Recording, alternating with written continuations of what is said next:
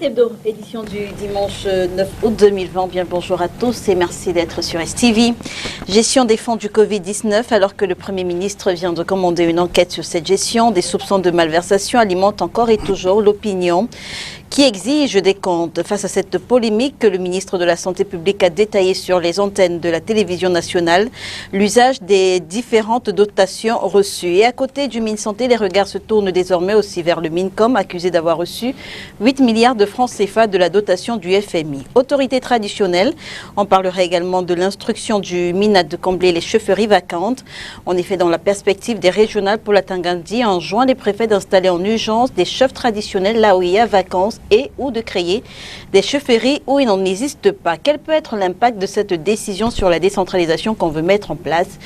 Et pour sortir de cette émission, on dira un mot sur la situation en Côte d'Ivoire avec Alassane Ouattara qui annonce sa candidature à l'élection du 31 octobre 2020. On parle de tous ces sujets avec vous, Pierre-Emmanuel Bignam. Vous êtes militant du MRC. Bonjour et merci d'être avec nous ce dimanche.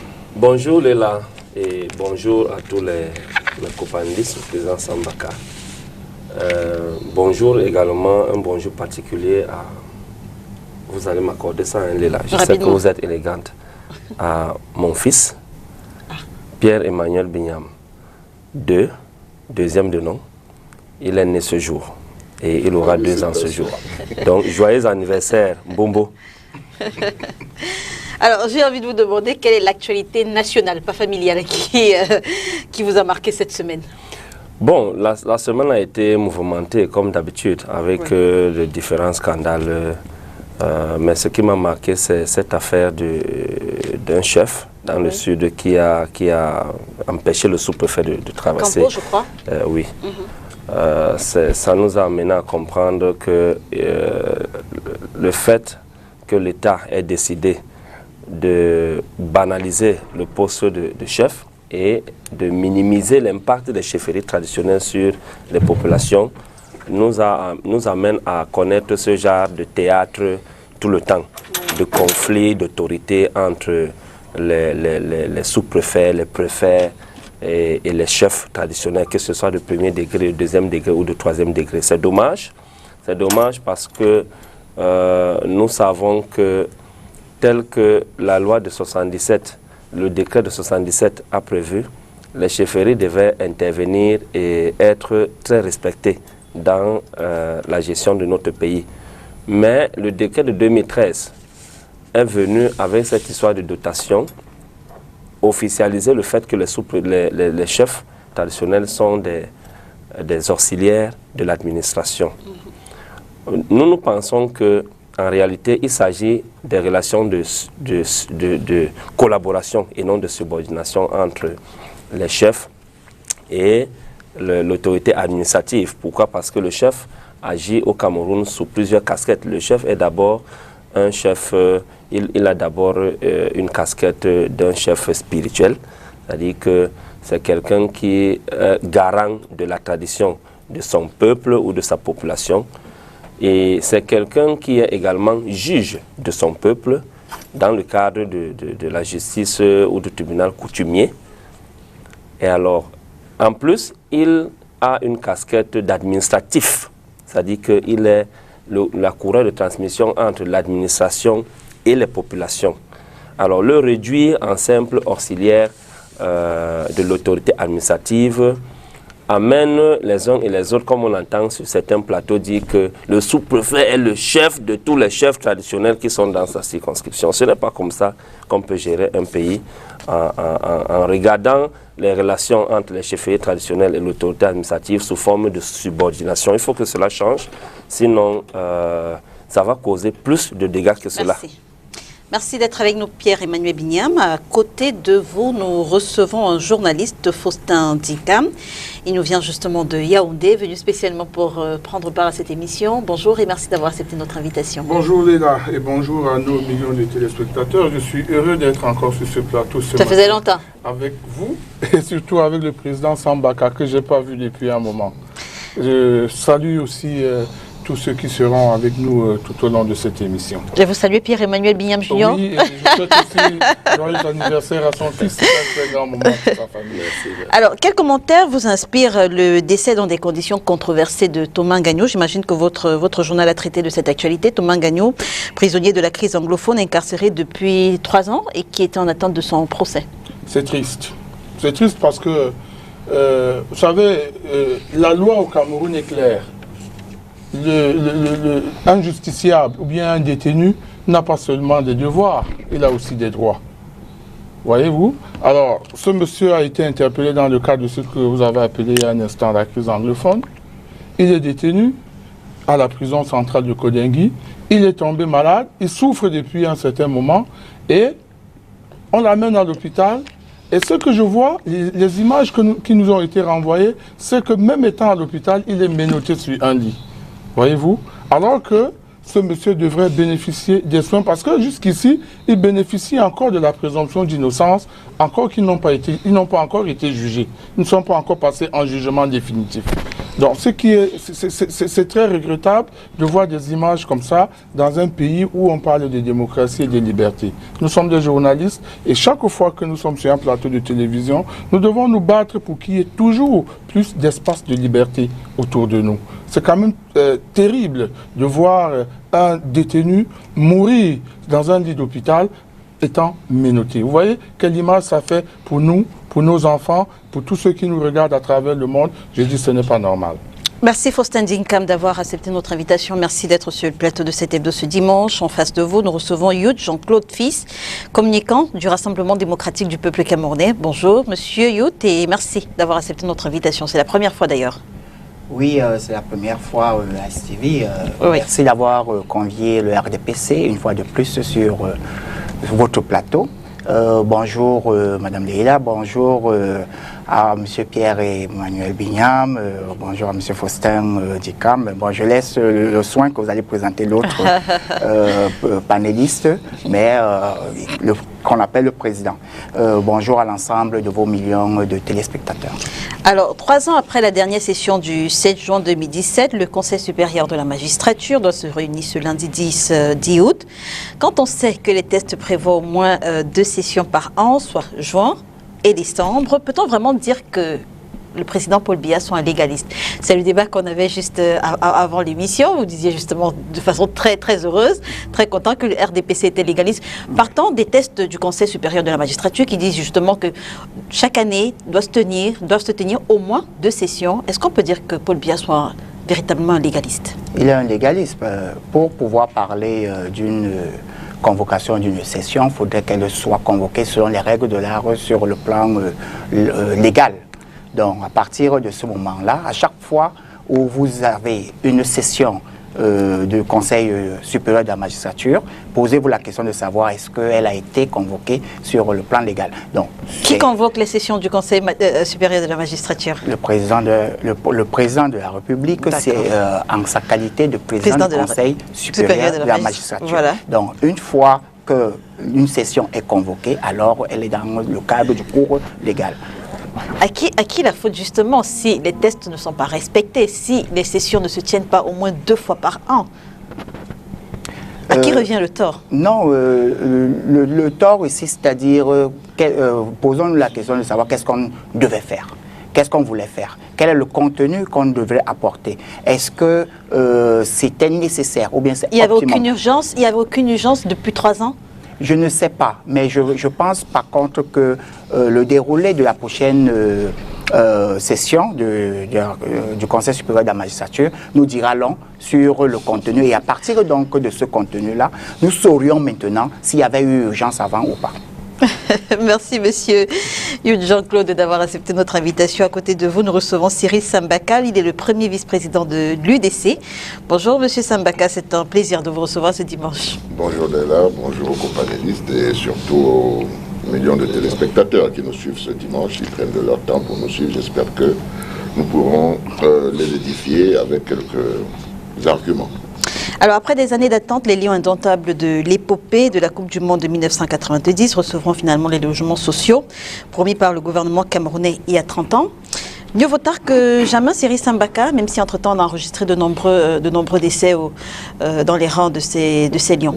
C'est quelque chose qu'on a souvent entendu, mieux vaut tard que jamais. Mais dans la spécificité camerounaise, je crois qu'il faut bannir ça de notre langage parce que c'est toujours tard. Ce sont des exceptions qui deviennent des règles, c'est pas normal. Il faut le dire. C'est pas normal parce que c'est suite à la mort d'homme, je pense, du capitaine, que toutes ces choses se soulèvent. Et quand on sait que la promesse dans ce pays, si on le dit 30 ans après, peut-être qu'on va le réaliser 30 ans ensuite, c'est les petits-enfants qui vont en bénéficier. Je ne dis pas qu'ils n'ont pas le droit, mais je pense qu'il faut faire les choses comme il faut, à temps. Parce que nous avons vu dans d'autres pays, quand vous rentrez d'un exploit comme celui-là, on vous attribue tout. On a vu le boxeur camerounais de l'époque. Il a eu une maison... juste après les Jeux Olympiques, c'était Joseph Bessala. Il y a eu des gens comme Bapélepé qui ont reçu tout de suite des salaires, etc. etc. C'est des choses qu'on fait quand vous venez de gagner. Parce que c'est ça qui donne l'image, n'est-ce pas, aux jeunes qui viennent derrière, qu'il faut faire beaucoup d'efforts parce qu'au bout de cet effort, il y a une compensation, il y a une récompense. Je voulais juste, si vous le permettez, compléter un peu. Parce que le sujet que Biam a abordé, ça m'a aussi vraiment frappé cette semaine. Parce qu'effectivement, j'ai vu une dame qui est chef de village, avec un bâton à la main, en train de dire « vous n'allez pas traverser ». Mais il faut préciser que la principale raison, ce sont les redevances financières dont les populations, les populations ne bénéficient pas. De là où devait être logé cet argent et qui était logé ailleurs. Oui. C'est-à-dire que les élites sont en train de prendre de l'argent qui revient aux populations. Mais moi, je voudrais quand même retenir quelque chose là-dedans, c'est que ce n'est pas la première fois que nous voyons dans les réseaux sociaux des chefs, n'est-ce pas, dire qu'ils en ont marre, ou bien des chefs dire que les choses ne vont pas. Alors, si notre administration ne tire pas des leçons de cela, cela va aller crescendo. C'est un mal-être que les Camerounais vivent. Il faut en tenir compte, parce que ce n'est pas parce que vous êtes encadreur des chefs traditionnels que vous allez penser que vous êtes en pleine colonisation et que ce sont vos sujets. Il faut que c'est une complémentarité pour que l'État du Cameroun soit debout. Il faut que les chefs soient en harmonie avec l'administration camerounaise. Il faut que ceux qui sont de l'administration camerounaise puissent encadrer ces chefs, leur donner des facilitations parce que c'est une courroie de transmission entre eux et les populations. Si on l'a compris comme ça, on peut aller tous ensemble vers le développement. Mais si c'est un sujet de la suite de la colonisation et le néocolonialisme, c'est-à-dire mater les chefs et puis leur imposer des choses qui ne sont pas de leur ressort, les ridiculiser devant leur population, ça ne profite pas à notre pays. Donc il faut que ces petits éléments qui sont en train de jaillir ça et là puissent attirer l'attention de ceux qui nous gouvernent pour comprendre que le monde est en train de changer, c'est à eux de s'adapter. Faustin Dikam veut dire un mot là-dessus. Je voudrais dire qu'à la suite du président Sambaka, que nos autorités administratives doivent comprendre que les temps ont changé. Même s'il y a la loi, les temps ont changé. Parce qu'en réalité, ce que le président Sambaka développe, c'est ce que nous connaissons tous. Cette histoire de chefferie traditionnelle qu'on veut ramener à sa plus simple expression a commencé pendant la colonisation. Nous avons vu le colonisateur arriver et mettre tout en place pour affaiblir et ridiculiser même nos différentes chefferies traditionnelles. Et pourtant, le Cameroun a commencé à se bâtir à travers les chefferies traditionnelles. Donc ça veut dire que ce sont des institutions qui jouent un rôle capital dans le sillage même du développement de notre pays. Mais sauf que, il y a deux lois, celle de juillet 1977 et celle de, je crois, 1990, toujours en ce qui concerne les chefferies traditionnelles. 96. Voilà, de 96, merci pour la précision, où effectivement, on voit que le législateur est dans la continuité de ce que le colonisateur avait commencé. Et pourtant, comme je disais tantôt, les choses ont véritablement changé.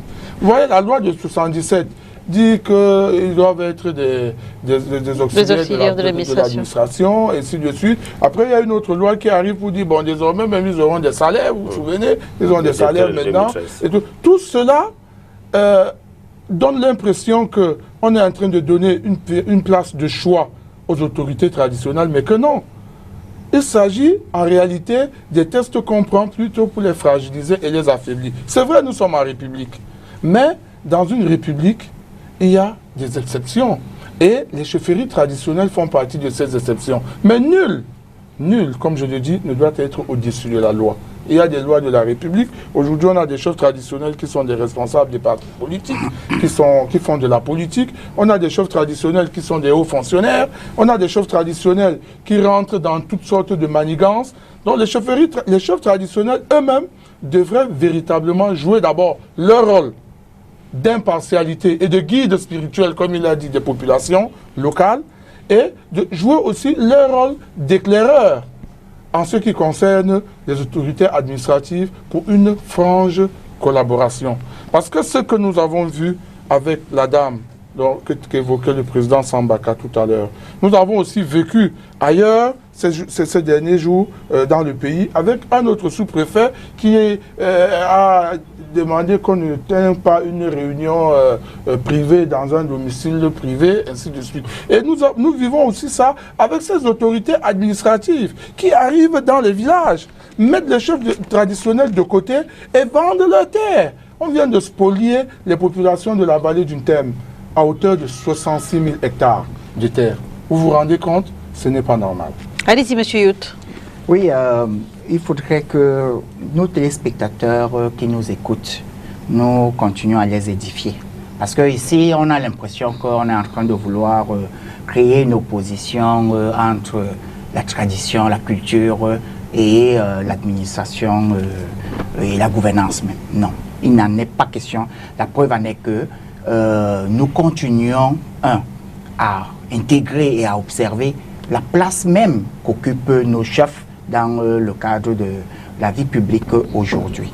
Vous voyez par exemple les prochains conseils régionaux font la part belle également aux chefferies traditionnelles.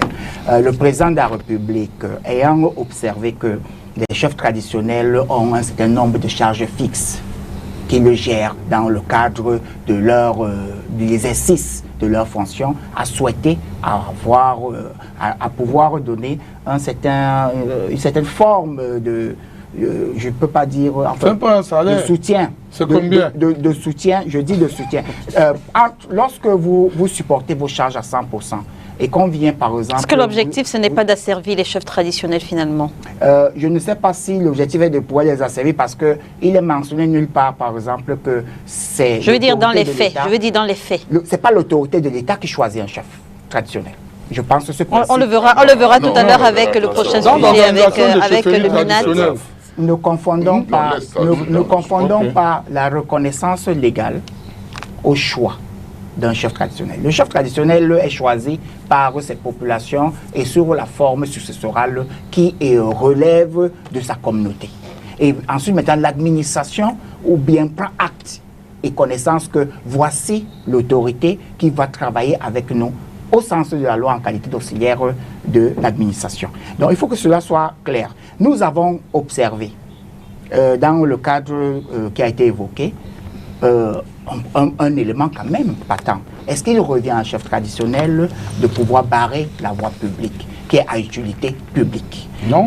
Est-ce que la revendication d'un chef traditionnel se poserait sur le plan du barrage d'une route ou de l'affrontement avec les autorités? Je ne pense pas que c'était ça. Mais nous notons et nous relevons que la revendication est tout à fait légitime. Et nous avons suivi aussi au cours même dans cette même vidéo où il y avait une petite cacophonie où on dit il a été viré dans le cadre d'un compte ses indemnités. Et Sa Majesté là qui disait non, plutôt virer ça dans l'autre. Donc vous voyez déjà qu'en réalité, le peuple camerounais, nous avons observé un triste spectacle qui aurait pu être réglé dans le cadre d'un bureau où les uns et les autres pouvaient très bien dire non, ce numéro de compte n'est pas le bon, c'est l'autre qui est le bon. C'est bel et bien ce que Sa Majesté dit dans la vidéo, le compte dans lequel l'argent a été viré n'est pas le bon compte. C'est bel et bien ce qu'elle dit dans l'appréciation de détournement, je pense qu'il revient toujours à la justice. Président, il faut que nous restons des légalistes. Le compte des élites. La notion de présomption d'innocence doit toujours prévaloir dans le cadre d'un état de droit. Et vous êtes président d'un parti, donc vous le savez mieux que nous parfois. Donc ici, on ne parle pas encore de détournement parce qu'il faudrait que les faits soient avérés. Mais maintenant, si un compte est querellé entre l'autorité traditionnelle et l'administration qui est en train d'observer, parce que ce n'est même pas cette administration qui a opéré cela. Donc, nous disons que bon nombre de choses sont devenues spectaculaires de par le fait que nous confondons en réalité le respect des lois, le respect de nos droits, et maintenant, nous oublions même que nous avons les obligations et les émotions qui y accompagnent. Je vous prends un autre exemple. Le journaliste, M. Faustin Dicam, l'a dit tout à l'heure qu'il y a un préfet qui a parlé d'une interdiction d'une réunion dans une chefferie. Non, il n'a pas interdit une réunion dans une chefferie. Non, c'est pas de ça que je parle. Il a observé. Je ne parle pas de Bamenjou. Hein. Ah, ok. Je parle de cette réunion qui a été interdite à un député du PCRN, n'est-ce pas, ici dans le littoral, en Pays Bassa, où il avait réuni ses proches et ses collaborateurs pour leur faire un compte rendu parlementaire chez lui. Et il a été interdit, le sous-préfet a interdit et a même envoyé la gendarmerie qui a froissé le député, qui est un élu de la nation. Je trouve qu'il y a beaucoup de zèle chez certaines autorités administratives. On peut faire appliquer la loi sans avoir besoin d'être violent. C'est ce que nous disons. Je continue à dire ici que tout le monde doit respecter la loi, y compris les chefs.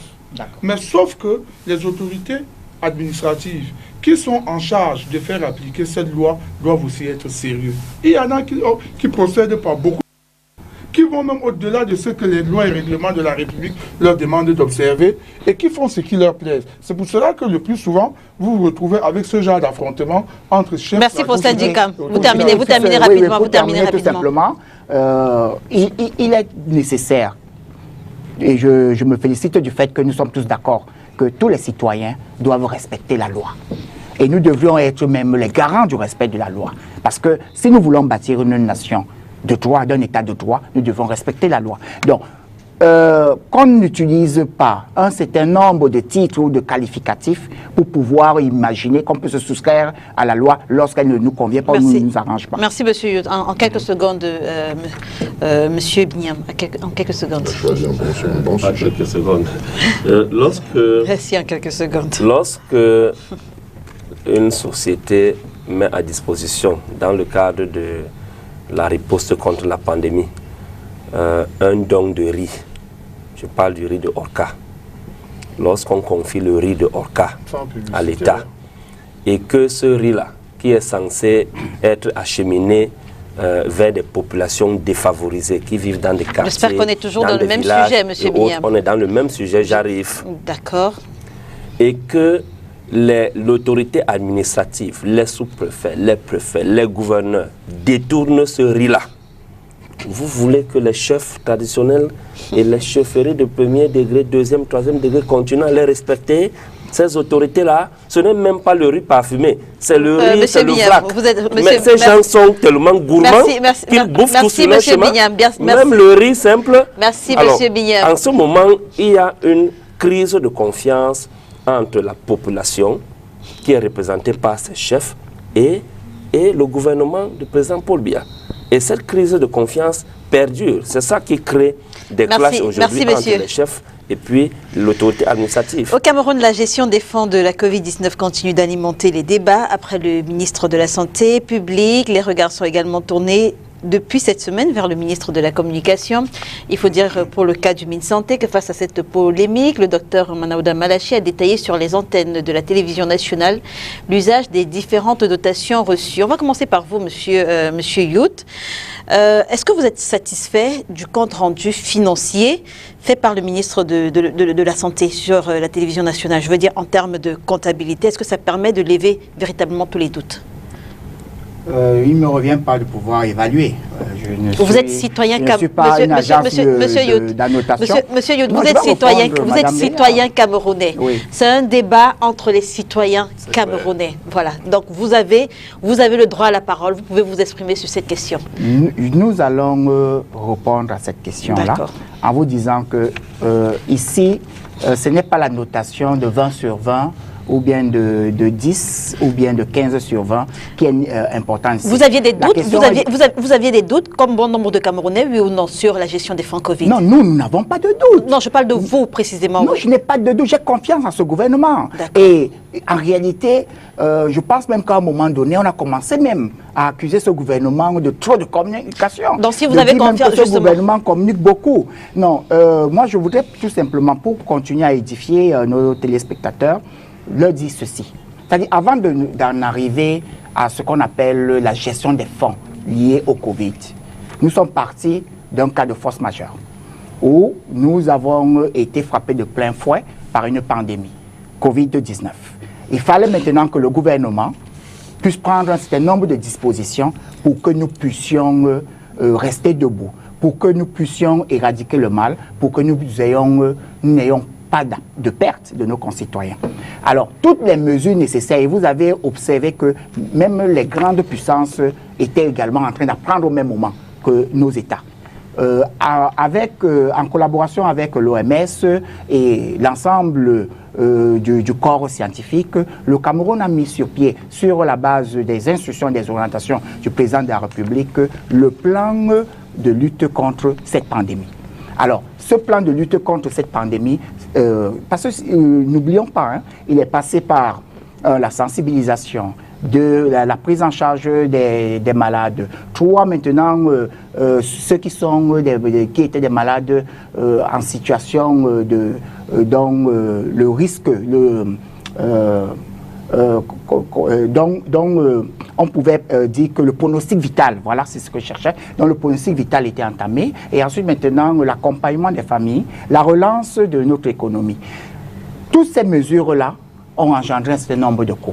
Et dans le cadre donc de cette gestion, nous nous félicitons des résultats, sans toutefois dire que les morts que nous déplorons véritablement sont des citoyens camerounais qui n'ont pas choisi décéder. Un autre thème, le ministre de la Santé n'avait pas besoin de rendre compte de la gestion des fonds Covid parce que tout va bien. Est-ce que c'est ce que vous dites? Non, je dis tout simplement que la manière et la démarche, par exemple, dont les comptes ont été demandés par l'honorable Nietzsche, par exemple, qui a été un lanceur d'alerte, et ensuite relayé par la presse et d'autres journalistes à sensation de type populiste, nous disons que cette manière-là n'était pas la bonne parce que le plan de lutte contre le Covid-19 était placé sous la houlette du Premier ministre.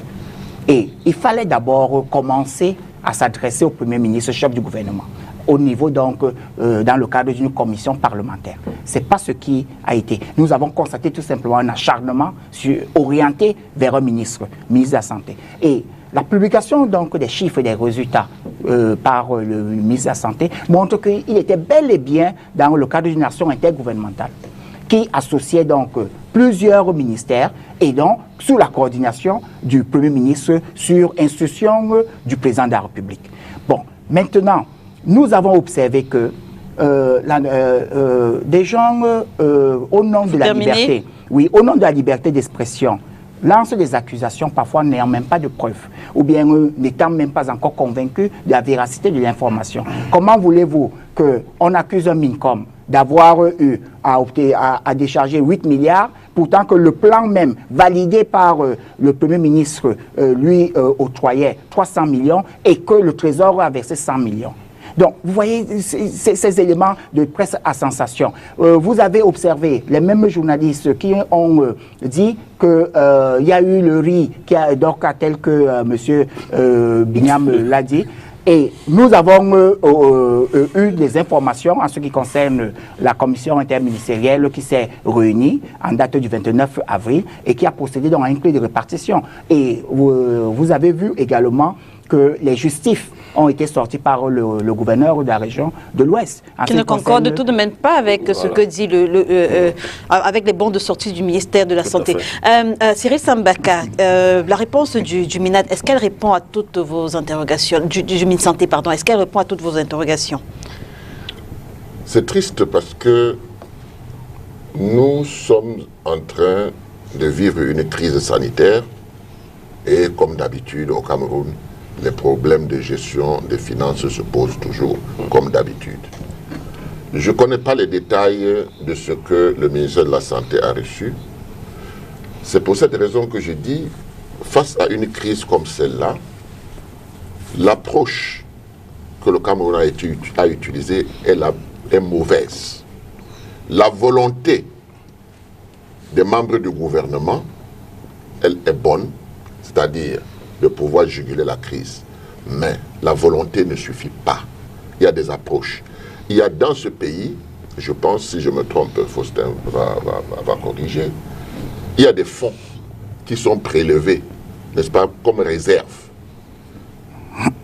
qui devraient, dès que la maladie s'est déclenchée, servir avant toute autre chose. La direction de la protection civile. Voilà. Mais il y a la direction de la protection civile en plus. Mais qu'est-ce que nous avons constaté? Nous avons constaté que, comme d'habitude, le Cameroun, même pendant la crise, est en train d'attendre des fonds qui viennent de l'extérieur. La première chose qu'on doit se poser, c'est pourquoi est-ce que, même devant une situation qui a été prévue, la catastrophe, les crises et autres, on est censé avoir de l'argent.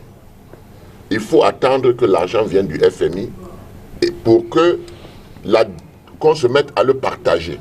Alors qu'en réalité, on devait avoir le ministre de la Santé qui a un organisme qui va envoyer, qui à l'intérieur, les autres ministres peuvent envoyer des représentants. Mais quelle est cette histoire qu'on doit prendre l'argent du Covid pour envoyer au ministère de l'information, etc., etc. Ça pose déjà un problème d'approche et de méthode de travail. Moi, ce que je condamne ici, c'est l'approche et la méthode de travail. Mais la lutte contre le Covid a besoin également de sensibilisation. Je veux dire. Mais cette sensibilisation, le ministre de la Communication envoie son représentant dans la cellule de crise qui est pilotée par le ministre de la Santé. Donc vous estimez que des fonds n'auraient pas ordonnateur. Donc vous estimez que des fonds n'auraient pas dû être débloqués en direction du ministère de la Communication. Dans d'autres organismes, ces organismes, pour l'efficacité du traitement, devaient envoyer des représentants dans la cellule de crise dirigée, pilotée par le ministre de la Santé, n'est-ce pas, pour qu'ils soient entièrement responsables. Parce que ce que nous avons retenu de tout ce qui est en train de se passer, c'est que le ministre de la Santé est en train de faire son travail, n'est-ce pas? Et puis, il doit pouvoir répondre de l'argent que lui, il a donné à gauche et à droite. Non, je pense qu'il y a un problème fondamental dans la méthode de travail et les approches que nous avons eues face à cette crise. Parce que si nous étions les États-Unis d'Amérique, je suis convaincu que les Camerounais, il y aurait la moitié des Camerounais qui sont morts. Il faut dire merci d'abord à ce que nous soyons des Africains avec notre pharmacopée. Parce que quand on chope ce virus-là, et que le soir, on boit une potion, et tout ça là, ça élimine rapidement avant que ça n'arrive dans les poumons. Ça nous a beaucoup aidé. Il faut dire ensuite qu'il y a eu des gens, comme Monseigneur Cléda et autres, qui se sont retrouvés dans leurs hôpitaux en train de soigner les Camerounais. Il y a les aides qui sont venues de l'extérieur, avec ce que ça comporte, mais on n'a pas vu le financement propre du Cameroun. Ce problème est...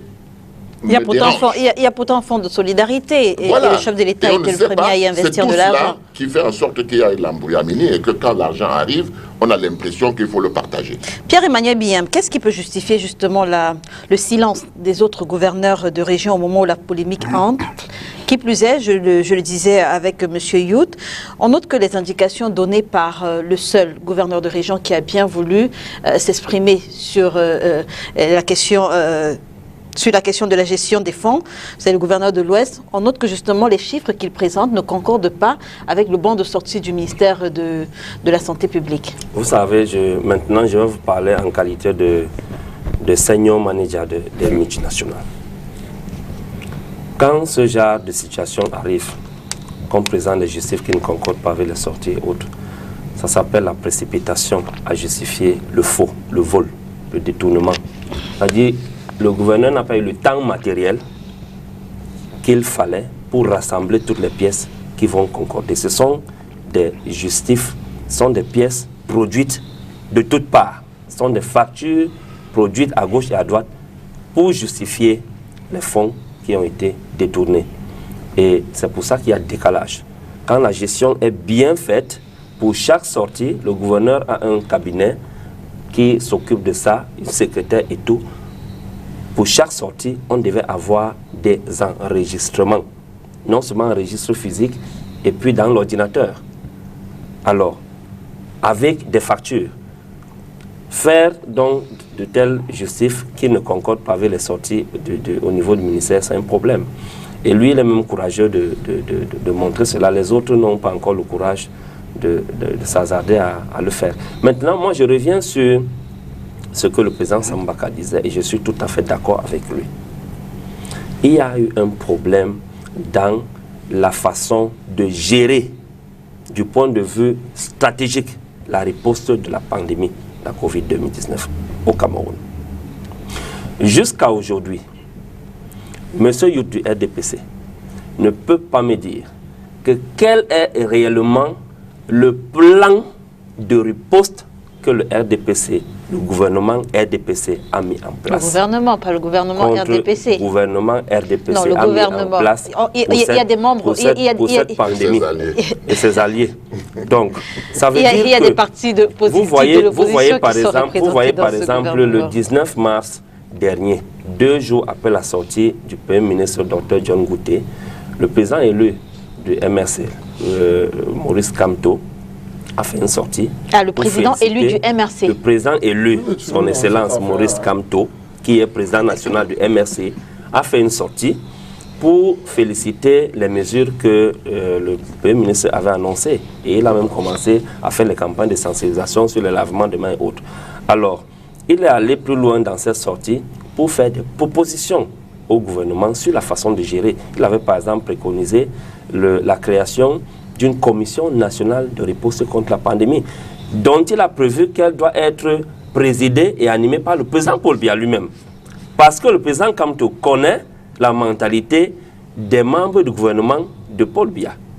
Alors, cette commission devait avoir des sous-commissions, par exemple une sous-commission sanitaire, une sous-commission sécuritaire. Le ministre de la Santé devait gérer la sous-commission sanitaire avec d'autres organisations, les pharmacies, les syndicats et tout ça. Il y aurait une sous-commission sécuritaire que le MINAT devait gérer et la direction de la sécurité publique, ainsi de suite. Ça, c'est un certain nombre de choses. Gratuite. Donc, maintenant, à côté de ça, on a prévu également la création d'un fonds de solidarité. Et le RDPC n'a pas pris le temps de réfléchir ce qu'on entendait par fonds de solidarité. Ils se sont précipités à pousser le président Paul Biya à créer un fonds de solidarité dans lequel il y a eu quelques contribuables. Alors, le fonds de solidarité que nous avons préconisé devait avoir un comité de gestion. Le fonds de solidarité que le MSK a préconisé. Est-ce que ce que vous voulez nous dire, c'est que le gouvernement de la République... Monsieur Bignam, on ne parle pas des actions du MRC, mais bel et bien des actions du gouvernement. Laissez-moi terminer, s'il vous plaît. Non, laissez-moi terminer, s'il vous plaît. Monsieur Bignam, laissez-moi terminer, s'il vous plaît. Je dis, on ne parle pas des actions du MRC, mais bel et bien des actions du gouvernement de la République du Cameroun. Est-ce que ce que vous voulez dire, c'est que le gouvernement de la République aurait dû calquer ses actions sur celles qui étaient envisagées par le MRC? Est-ce que c'est ce que vous voulez dire? Nous voulons dire, c'est que le gouvernement cavale toujours seul et ne coûte personne. Pourquoi une pandémie arrive qui touche l'intérêt de toute la nation? Vous voulez la gérer selon ce que vous voulez et comme vous voulez. Il faut écouter les gens, il faut écouter la société civile, il faut écouter les leaders politiques, les associations, les syndicats. Créer une commission nationale de riposte, s'asseoir autour d'une table, faire un plan inclusif où tout le monde, un plan qui est participatif. Parce que nous savions, effectivement, le président Kamto savait qu'on allait aboutir à ces scandales qui arrivent aujourd'hui. Vous n'avez encore rien vu, vous n'avez encore rien entendu. Les chiffres arrivent, d'autres scandales arrivent. Comment est-ce que le MINCOM peut se retrouver en train de gérer les fonds de la COVID? Voilà. Pour la com, pourquoi il gère les fonds? Les autres ministères gèrent quels fonds? Le ministre de la Santé aujourd'hui se retrouve piégé. C'est lui qui va payer sa tête dans cette histoire-là. Donc ça a été mal organisé. La gestion de la riposte de la pandémie de la Covid a été mal organisée par le gouvernement camerounais. Je suis d'accord avec le président Sambaka. La volonté y était. On voyait les sorties du Premier ministre John Gouté tout le temps, même les sorties du ministre Santé. Mais la volonté seule ne suffit pas. Il faut une bonne organisation lorsque une crise comme celle-là arrive dans un pays et intégrer les avis de tout le monde autour d'une table. Faustin Ndikam, la communication du ministre de la Santé rappelle bel et bien l'existence d'un comité interministériel qui avait été justement mis sur pied pour la gestion de cette pandémie, avec entre autres le MINAD, et même le MINAS, et même le MINPROF. Mais qu'est-ce qui justifie que jusqu'aujourd'hui, ce soit uniquement le MINSanté qui soit interpellé à chaque fois? Parce qu'il s'agit d'un problème d'abord de santé publique. Il s'agit d'une épidémie qui a frappé le Cameroun et donc le ministère de la Communication, de la Santé est à l'épicentre de l'organisation et même de la conduite de ce que le gouvernement a mis sur pied pour lutter contre cette pandémie. Mais pour être plus sérieux, il faudrait que j'ai entendu le président Sambaka et mon ami Binyam, et je me suis rendu compte que nous ne sommes pas au même niveau d'information en ce qui concerne la gestion de cette pandémie au Cameroun. Le gouvernement a commencé par mettre sur pied un plan de lutte. Il y a eu un plan de lutte, M. Binyam. Il y a eu un plan de lutte. Nous avons entendu, vous avez vu dès le départ, le Premier ministre a mis sur pied ce qu'elle appelait tout à l'heure un comité interministériel pour pouvoir réfléchir et voir comment est-ce qu'il faut porter l'assaut à la lutte. Dès le départ, on a parlé de 1 milliard que le président avait fait débloquer. Les uns ou les autres ont dit que c'était peu, pendant que la Côte d'Ivoire et je ne sais pas quel pays donnaient des dizaines promettaient 1000 milliards et autres, n'est-ce pas? Et par la suite, je crois qu'il y a eu 180 milliards. Ensuite, il y a eu un fonds de solidarité. Et puis, il y a eu les bailleurs de fonds qui ont apporté aussi leurs différents soutiens. C'est globalement tout cet argent qui fait problème aujourd'hui. Le problème n'est pas tant au niveau de la mise en place d'un comité de lutte par le Premier ministre chef du gouvernement que de la gestion elle-même, de l'implémentation sur le terrain. Qu'est-ce qui s'est passé en réalité? Et c'est ici que je devrais interpeller certains de nos confrères. Parce que le journalisme doit redevenir un métier dans notre pays. Il faudrait que les gens apprennent à traiter l'information. Parce que l'information est comme le sang du corps social. Une information qui est infecte globalement la société. Et c'est pour cela que les gens peuvent venir sur les plateaux de télévision et trouver que ce que les journalistes ont dit, c'était de l'évangile. Or, il s'est agi de la mauvaise information que certains confrères ont débité à la nation. Ce qui n'est pas normal. Voyez-vous? Alors, on vous a dit par exemple que le ministre de la Communication avait reçu 8 milliards. Mais c'est faux.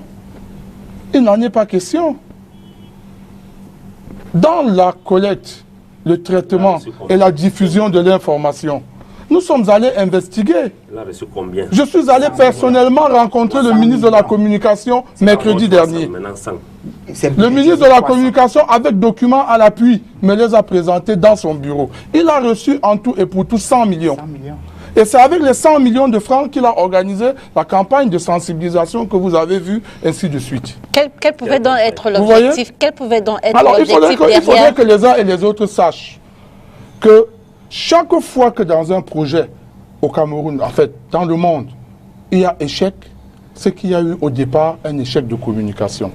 Il faut qu'on cesse de penser que la communication doit rester le parent pauvre de toute organisation. Monsieur Faustin Ndikam, j'ai envie de vous demander quel pouvait donc être l'objectif derrière la sortie du confrère de Yaoundé? Mais l'objectif était simple, c'est ce que je viens de dire ici, qu'il faut que nous cessions d'être des mercenaires. Il faut que nous cessions avec cette attitude où vous dites 48 heures avant, dans un éditorial, que le ministre de la Santé est beau, grand et fort, et que lorsque vous êtes reçu quelques temps après au ministère de la Santé, vous retournez faire un autre éditorial où vous dites qu'il est beau, où vous dites, il dit avant qu'il ne vaut rien, qu'il n'a rien fait du tout, et par la suite, lorsqu'il est reçu là-bas, il revient dire qu'il est très beau, et que ce sont les autres ministres qui ont reçu de l'argent qui ne valent rien. Je dis ce genre d'information, il faut que ça Vous s'arrête. pensez qu'il y aurait une guerre entre le MinSanté et le MinCom? Il n'y a pas de guerre entre... Il n'y a pas de guerre entre... Je vous dis que j'ai enquêté. Lorsque cette affaire s'est ébruitée et que notre confrère, Sismondi Barlet Bijoka, a fait un post dans lequel il disait qu'il a été séquestré avec ses enfants, je suis allé moi-même au ministère de la Communication. Je suis allé au ministère de la Santé publique. J'ai enquêté. Je vous dis ici que j'ai été officiellement reçu par le ministre de la Communication lui-même. Mais lui également a dit avoir été reçu. Parce que je voulais avoir l'information à la source. Et vous savez, Madame Léla, ce que veut dire la source d'information en pareille circonstance. Il ne fallait pas aller rencontrer un collaborateur pour se faire tromper ou bien... Est-ce que vous avez rencontré également le confrère? Oui, bien sûr, pourquoi pas? Je lui ai écrit. Pourquoi ne pas? Mais il faut savoir que derrière tout ça, il y a des manœuvres qui visent simplement le gain. Et ce n'est pas bien du tout. Il faut donner l'information telle qu'elle. Les documents sont là et ces documents font foi. Et comme l'a dit quelqu'un ici sur le plateau tout à l'heure, ce qui était réservé au ministère de la Communication, c'était, je crois, c'était en réalité, je crois, 420 millions. 300 millions. Voilà, 300 millions. 300. Ils n'ont pas reçu, ils ont reçu au jour d'aujourd'hui 100 millions. Et les documents sont là. Lorsqu'on vous dit, par exemple, il y a des managers ici sur le plateau, que 8 milliards sont sortis, c'était sur la base d'un quoi? D'un décret, d'un arrêté ou bien d'une décision. Où sont les documents? Il faut avoir les preuves de ce qu'on dit. Avant de débiter une information, je crois que nous devons toujours aller à la source pour avoir des preuves. C'est ce qui me semble n'avoir pas été fait par notre confrère. Ouais, je n'ai pas fini. D'accord, vous terminez rapidement. Vous terminez rapidement. Je voudrais simplement dire qu'on a juste observé qu'il y a une cacophonie dans la gestion des fonds de la Covid-19 au niveau du ministère de la Santé publique. Et cette observation est venue de quoi? D'abord, il faut savoir que, dans un premier temps, il y a un député de la nation qui s'est fendu en dénonciation. Nous n'avons pas, au niveau de la presse, négligé cette dénonciation. Nous avons pris cette dénonciation au sérieux. Et nous nous sommes mis à enquêter. Et nous nous sommes effectivement rendus compte que dans les rapports, les différents rapports que le ministre de la Santé a publiés concernant la gestion de cet argent, il y a beaucoup de manquements. Je peux vous dire par exemple qu'une structure comme la PECAM, qui a donné 200 millions, n'a pas vu son nom apparaître nulle part et se plaint. Je peux vous dire par exemple qu'il y a quelques bailleurs de fonds qui ont écrit pour dire que ils avaient donné un certain montant, ils ne retrouvent pas ça à tel niveau, tel niveau. Donc ça veut dire que, comme Bignam le disait tout à l'heure, il y a des problèmes au niveau de la gestion de cet argent. Et c'est toujours comme ça. À chaque fois qu'il y a une situation où on doit sortir l'argent du contribuable, les mettre à la disposition de certains fonctionnaires, de les gérer, il y a toujours ces problèmes. Mais le président Biya avait dit une chose. Ils finiront tous par rendre gorge. Et cette affaire qui a commencé, je crois que vous avez entendu sur ce plateau quelqu'un dire qu'il y a une enquête qui a été ouverte par le Premier ministre chef du gouvernement. Je peux vous assurer qu'elle ne s'arrêtera pas là. Monsieur Fossani, j'ai juste oublié de vous demander, vous dites avoir écrit au confrère, et qu'est-ce qu'il a dit? Parce que vous avez rencontré le MinCom, mais le confrère, oui, vous lui avez plutôt écrit, vous ne l'avez pas rencontré personnellement. Non. Et vous lui avez écrit? Nous avons échangé dans nos réseaux. Mais il a affirmé le lendemain matin, dans nos réseaux que vous connaissez très bien, qu'il a bel et bien été... Non, je veux dire, est-ce que c'était une conversation? Donc c'était... Ok, d'accord. Okay. Nous avons nos forats des journalistes que tout le monde connaît. Et c'est dans ces forats que nous discutons. En fait, j'interroge la démarche. Vous avez rencontré le MinCom, oui, mais quant à lui, vous l'avez pas... C'est dans les forats, dans nos forats. Vous n'avez pas jugé important de le rencontrer? Pourquoi le rencontrer si nous pouvons déjà nous rencontrer dans nos forats, des forats qui sont dédiés aux journalistes? D'accord. Et c'est là, à l'intérieur, que vous avez certainement aussi lu sa réaction, sa réponse aux questions qu'on lui posait. Il a fait tout un autre éditorial là-dessus. Alors, Monsieur Yout, Faustin Dinka parlait d'une cacophonie dans la gestion des fonds Covid, mais on note également qu'il existe comme une crise de confiance finalement entre les gouvernants et les gouvernés. Est-ce que c'est justifié selon vous cette crise? Il n'existe pas d'abord une crise de confiance parce que la crise... Sinon, comment vous expliquez le fait que bon nombre de Camerounais, dont le président Cyril Sambaka, doutent de la façon dont sont gérés, et bien sûr M. Bignam également, doutent de la façon dont sont gérés les fonds de la Covid-19? Nous sommes dans un système accusatif. Donc je peux du jour au lendemain vous dire, Madame Leïla, vous êtes blonde. À vous, à moi d'apporter la preuve de ce que je suis en train de dire, que vous êtes blanche. Donc, on est en démocratie. Mais c'est pour vous dire que quand on revient un peu plus sérieusement par rapport à ce qu'on dit crise de confiance, la crise de confiance a des éléments, des indicateurs de mesure. Est-ce qu'on a fait une enquête d'opinion sérieuse avec un échantillon représentatif? Quel est dans le nom que vous donnez? Quel est dans le nom que vous non, donnez moi, à je toutes les ne suspicions? peux même pas parler de crise de confiance parce qu'en réalité, si nous nous en tenons par exemple aux consultations électorales qui représentent également un baromètre de mesure de l'état d'humeur d'une population par rapport à un Vous avez remarqué l'attitude de Cyril Sabaka quand vous avez dit ça? ça? Non, c'est normal par rapport au gouvernement. C'est dans ce genre de cercle vicieux que vous nous entraînez toujours avec des gros mots où vous venez à la télévision dire il y a des baromètres. Les Camerounais veulent savoir clairement, cher ami, les Camerounais veulent savoir qu'est-ce qui s'est passé dans la gestion de la COVID-19. Le président de la République a fait sortir leur argent des caisses de l'État.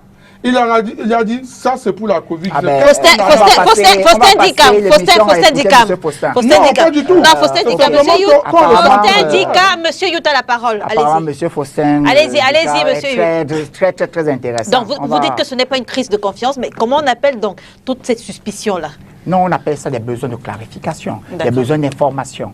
Et dans le cadre des besoins de clarification, des besoins d'information, nous voyons un gouvernement qui est en train de communiquer. La preuve en est que on a dit que les enquêtes sur la gestion des comptes liés au Covid ont été confiées à la Chambre des comptes de la Cour suprême. Donc, ça voulait dire que la justice est saisie et elle nous rendra sa copie. Bon, maintenant, avant d'en arriver à une décision définitive de la justice à travers la Chambre des comptes de la Cour suprême, il y a eu ce qu'on appelle besoin de clarification ou droit de réponse, de par la presse à sensation, de par la presse de type populiste et des accusations de type qui sont des affabulations. Alors, nous avons vu un certain nombre de documents. Mais maintenant, on va dire que quoi? Monsieur Bignam qui est en train de dire qu'il y a de la précipitation en ce qui concerne justement, mais la règle comptable est claire. Ce qui est dit, et on doit avoir la pièce justificative. Maintenant, si vous avez besoin de consulter les pièces justificatives, elles sont mises à disposition. Si vous voulez maintenant connaître quel est l'avis des experts en ce qui concerne la Chambre des comptes qui va auditer l'ensemble des comptes liés au Covid, nous allons attendre normalement les décisions de cette Chambre des comptes. Il y a des décalage entre les chiffres prononcés par le gouverneur et les sorties qu'il a fait au ministère. Mais c'est ce qu'on appelle l'audit de compte va nous dire, par exemple, que entre ce qui on passe le temps à auditer sur tout ce qu'il y a à gérer dans un pays depuis 38 ans. Mais, vous trouvez ça normal? Je ne sais pas de quoi nous parlons parce que la France, par exemple, puisque quand ça ne va pas, essayons un peu de voir ailleurs aussi. La France, par exemple... La France n'a pas 4 gouvernements en prison, monsieur Youtou. La France n'a pas 4 gouvernements en prison avec les premiers ministres. Monsieur Bignam, on peut passer l'émission. Vous avez la parole, mon frère. Merci beaucoup. Donc, la France, par exemple, qui a connu le Covid-19, comme on dit, la Covid-19... Les pays du même niveau. Voilà. Elle a eu... Pas la France.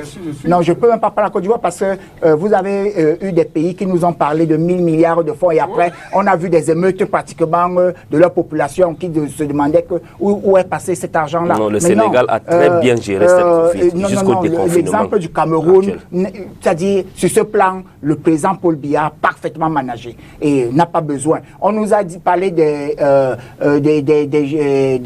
gens qui disaient, en ce qui concerne la réciprocité, par exemple sur le plan des relations extérieures, faisons ceci, faisons cela. La diplomatie camerounaise a apporté une réponse qui est bel et bien celle qu'il fallait apporter. Non, non. Je voulais vous dire, pour prendre l'exemple de la France, pour vous dire qu'il y a eu une commission parlementaire en France qui a eu à auditionner l'ensemble des acteurs essentiels qui ont eu à œuvrer dans le cadre de la lutte de cette pandémie. Nous avons vu le professeur Didier Raoul être auditionné au niveau du Parlement.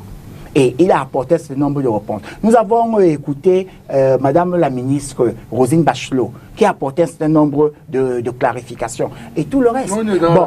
Donc, nous disons donc, est-ce que nous sommes d'abord sortis? Non. Monsieur Youn, maintenant, où est passé l'argent? On voit des ministres qui s'achètent des maisons à Bastos, qui déménagent de Yoma Bank en plein Covid. Ils vont là-bas. Où est passé l'argent des Camerounais? Nous voyons des gens qui ont fait appel à la générosité publique, qui s'achètent sauf des Prado aujourd'hui. Oubliant que nous devions leur demander des comptes sur la gestion de cet appel à la générosité publique. Effectivement, je voulais dire une chose par rapport à ça. Pour pouvoir gérer les fonds à générosité publique, dès que vous les détournez de son objet, ça se rappelle détournement. Mais chacun doit rendre compte. Nous aurons un moment où les comptes seront rendus. Mais je voudrais vous dire par exemple que nous, dans le cadre... Je voulais par exemple vous dire que nous, dans le cadre d'un état de droit, la Chambre des comptes est celle qui a été saisie pour pouvoir mener cette enquête. Donc, maintenant de grâce, ne devenons pas ces juges et ces magistrats. Attendons. Mais nous disons tout simplement que quand il y a des accusations grotesques comme celles que nous avons observées, il y a eu un besoin de clarification qui a été faite et un certain nombre de recadrages qui ont été opérés. Et c'est pour ça qu'on dit que revenons véritablement à l'orthodoxie même du traitement de l'information, tel que M. Faustin Dikam le disait tout à l'heure. Et c'est très important pour nous. Et pour pouvoir édifier. Lorsqu'on dit par exemple, pour chuter le cas à Pécam, c'était une erreur de saisie. Parce que lorsque vous avez vu le document... Une erreur de quoi? De saisie, de frappe. Ça, c'est un argumentaire spécial. Non, je vous dis, je vous renvoie au document. Je vous renvoie au document parce qu'en réalité, nous avons tous vu publiquement le grand chèque donné par APECAM qui était de 200 millions. Et lorsque vous sommez sur le montant, vous voyez bien les 2 milliards qui sont là, malgré qu'on a saisi au niveau d'APECAM 200 000. Donc, ce qui veut dire qu'il n'y a pas ici une volonté de... J'ai envie de dire quelque chose avant le président, sinon je vais... Ça a été... L'offre APECAM est de 200 000. Les téléspectateurs, les Camerounais qui nous suivent de tous bords, que ce soit au niveau national, du territoire national ou de la diaspora. Il y a une chose que nous devons savoir. Notre pays, ce que nous demandons au gouvernement camerounais de faire n'est pas extraordinaire. Ce ne sont pas des martiens qui peuvent le faire. C'est faisable. Vous imaginez que l'initiative Cameroun Survival Initiative a reçu $1 million, dont le président du comité de gestion est le président Penda Ikoka. $1 million aujourd'hui avec l'équité est autour de 550 millions. Vous imaginez que cet argent n'arrive pas à finir? On a déjà l'initiative SCSI, à travers le MSC, a déjà distribué plus de 2 millions de masques. Plus de 2 millions de masques.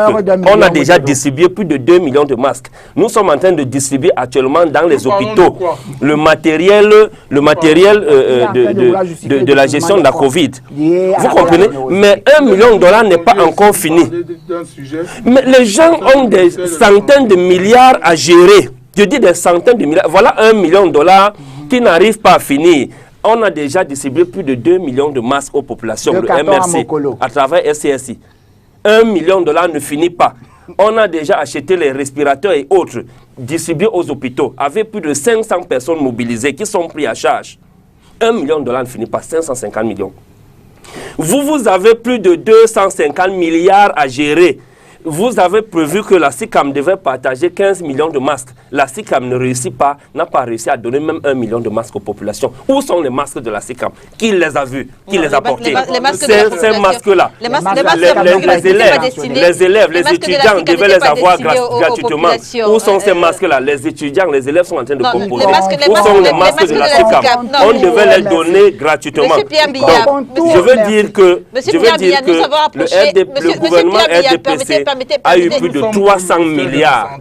300 milliards. On commence déjà à entendre les détournements. $1 million, 500 millions n'arrivent pas à finir. SCSI, le président Penda Ikoka fait un bilan de parcours. C'est comme ça qu'on doit gérer les fonds publics. Je suis révolté, Léla, permettez-moi. Parce que l'argent là, que le président Paul Biya a mis dans le fonds solidarité, c'est mon salaire qu'on coupe tous les mois dans mon bulletin de paye. C'est l'argent du contribuable camerounais. Donc on ne peut pas continuer à gérer les fonds publics comme ça. Juste que je fasse une précision. La rédaction de Spectrum Télévision a justement approché l'entreprise que vous venez de mentionner, qui nous a fait savoir qu'elle ne produit les masques que pour les entreprises et lorsqu'il y a commande. Voilà.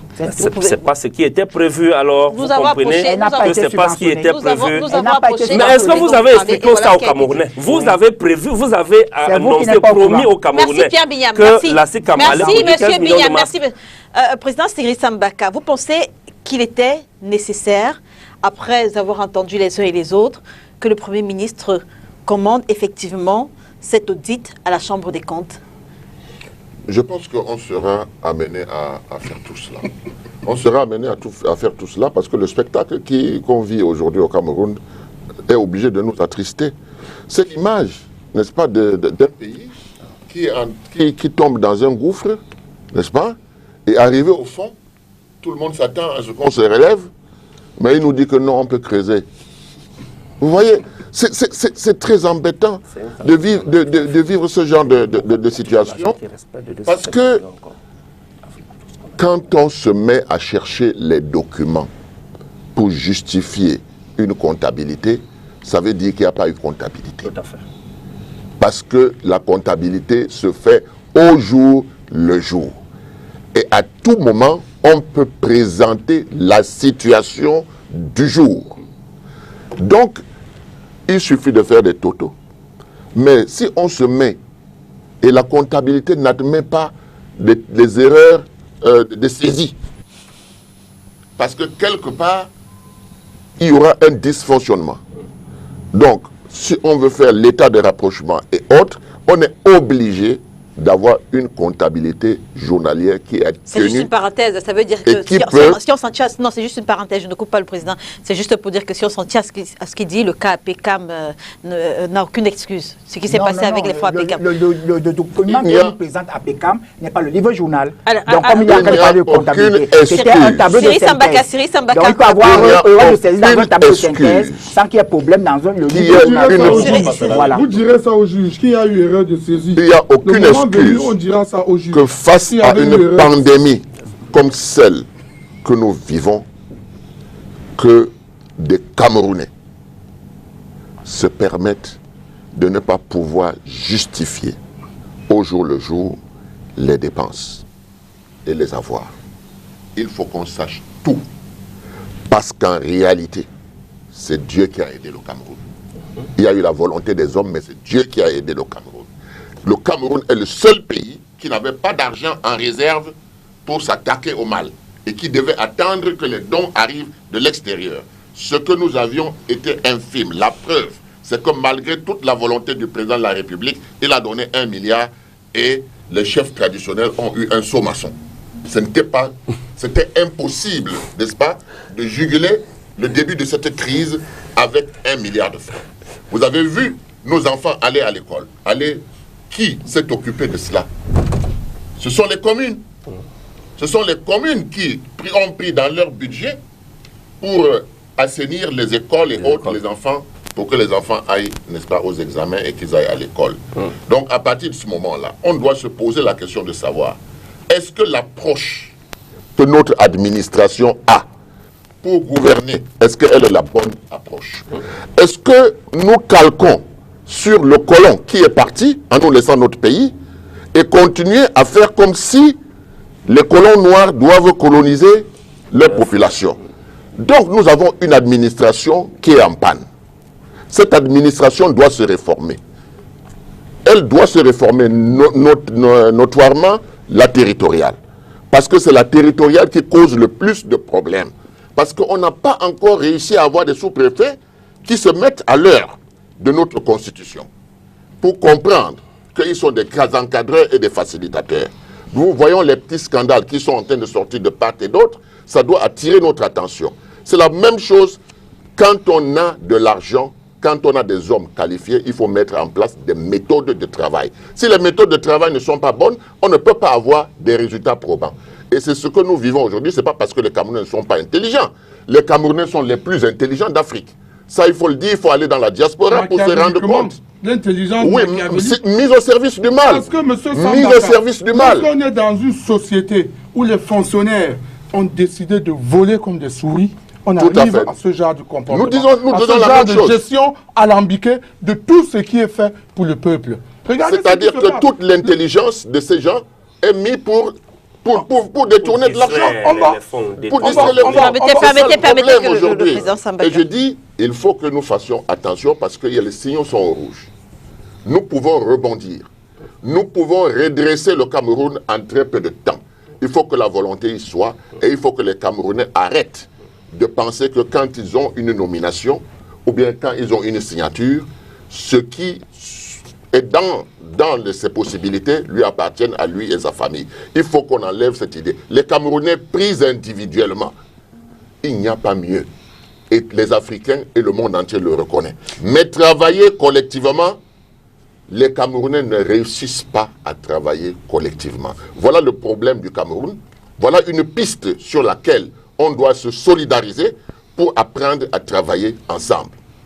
Faustin Dikam, à propos justement de tous ces scandales autour du MinSanté d'abord, ensuite du MinCom, certains ont laissé entendre qu'un probable remaniement ministériel pourrait être derrière tout ça. Quelle est votre analyse?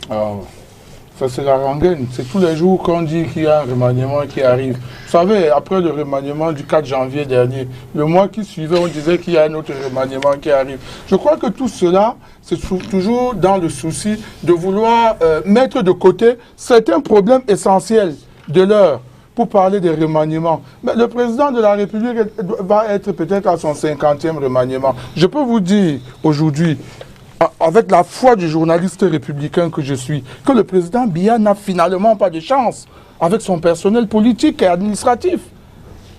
On dit il ne faut plus nommer les vieux, il nomme les jeunes ne veulent plus que les vieux, ainsi de suite.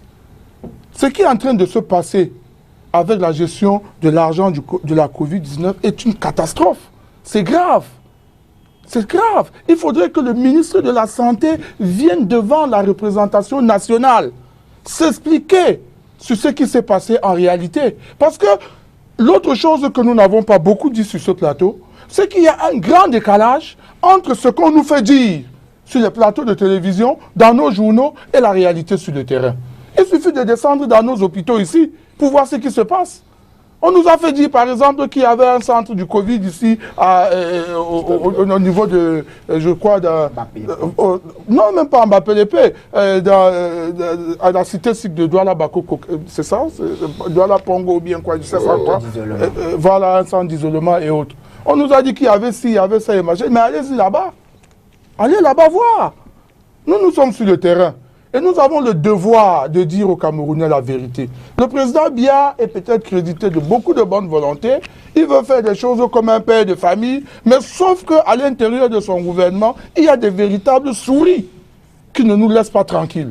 Qui ne laissent pas un seul franc passer. Parce que tous les fonctionnaires veulent être riches. On est dans cette situation-là dans le pays. Merci. Où tout le monde veut être plus... Ils sont même déjà plus riches que des fonctionnaires. Et ils continuent. Même avec l'argent du malade, de la maladie, on vole. C'est pas normal. Merci Faustin Dikam. Malheureusement, on va sortir de ce sujet. Hein. Et je ne peux pas vous donner la parole pour sortir puisque vous entrez avec le prochain sujet. Dans la perspective des premières régionales de l'histoire du Cameroun, le ministre de l'administration territoriale, dans un message porté, demande au préfet de créer en procédure d'urgence des chefferies traditionnelles là où elles n'existent pas et de pourvoir les postes des chefs vacants. Quels sont les enjeux de cette instruction ministérielle, M. Yout? Les enjeux sont à deux niveaux. Premièrement, continuer à asseoir et à rapprocher le service public auprès des concitoyens. Vous savez très bien que le rôle que jouent les chefs traditionnels dans le cadre du relais par rapport à l'ensemble des services d'administration, c'est moins visible en zone urbaine, mais je peux vous dire qu'en zone rurale, les chefferies sont des véritables points administratifs, c'est-à-dire d'état civil, des tribunaux coutumiers et tout un nombre de choses. Donc, bon nombre de revendications de nos populations, pour certains, dans le cadre des chefferies, dont la vacance des postes était avérée et observée, c'était comme si c'était des orphelins vis-à-vis donc du service public. Donc ça, c'est un élément très important. Mais nous savons également que avoir un fichier toiletté à jour comme on dit, up-to-date de l'ensemble des chefs traditionnels, premier, deuxième et troisième degré, montre bel et bien que le corps électoral du commandement traditionnel qui aura un rôle très important à jouer dans le choix de 20 délégués qui seront donc des conseillers régionaux, issus donc du commandement traditionnel. C'est très important par rapport à cela. Mais je voulais aussi, si vous, avec votre permission, pour dire deux choses tout simplement sur ce que nous avons évoqué tout à l'heure, que le budget qui a été alloué dans le cadre du Covid-19 par rapport à l'ordonnance qui portait rectification et qui a été ratifiée dans la loi, la rectification de la loi des finances 2019, parce que j'aimerais pas que les voilà, autres... a prévu une dotation de 180 milliards. Donc, il faut qu'on se comprenne très bien. C'est cette dotation de 180 milliards qui est en train d'être donc jubilée et gérée dans le cadre donc des éléments... Merci, monsieur Yout. Merci, monsieur Yout. Cyril Sambaka, comment est-ce que vous accueillez... On est sorti de ce sujet-là déjà, monsieur Bignam. Comment est-ce que vous accueillez l'instruction du MINAD? Est-ce que créer une chefferie traditionnelle et y installer un chef ne nécessite pas prioritairement la consultation des populations? Vous savez, voilà quelque chose qui est très grave. Très grave parce que, sans porter des gants, on nous fait savoir que non seulement on peut révoquer les chefs traditionnels du jour au lendemain, mais on peut aussi les fabriquer.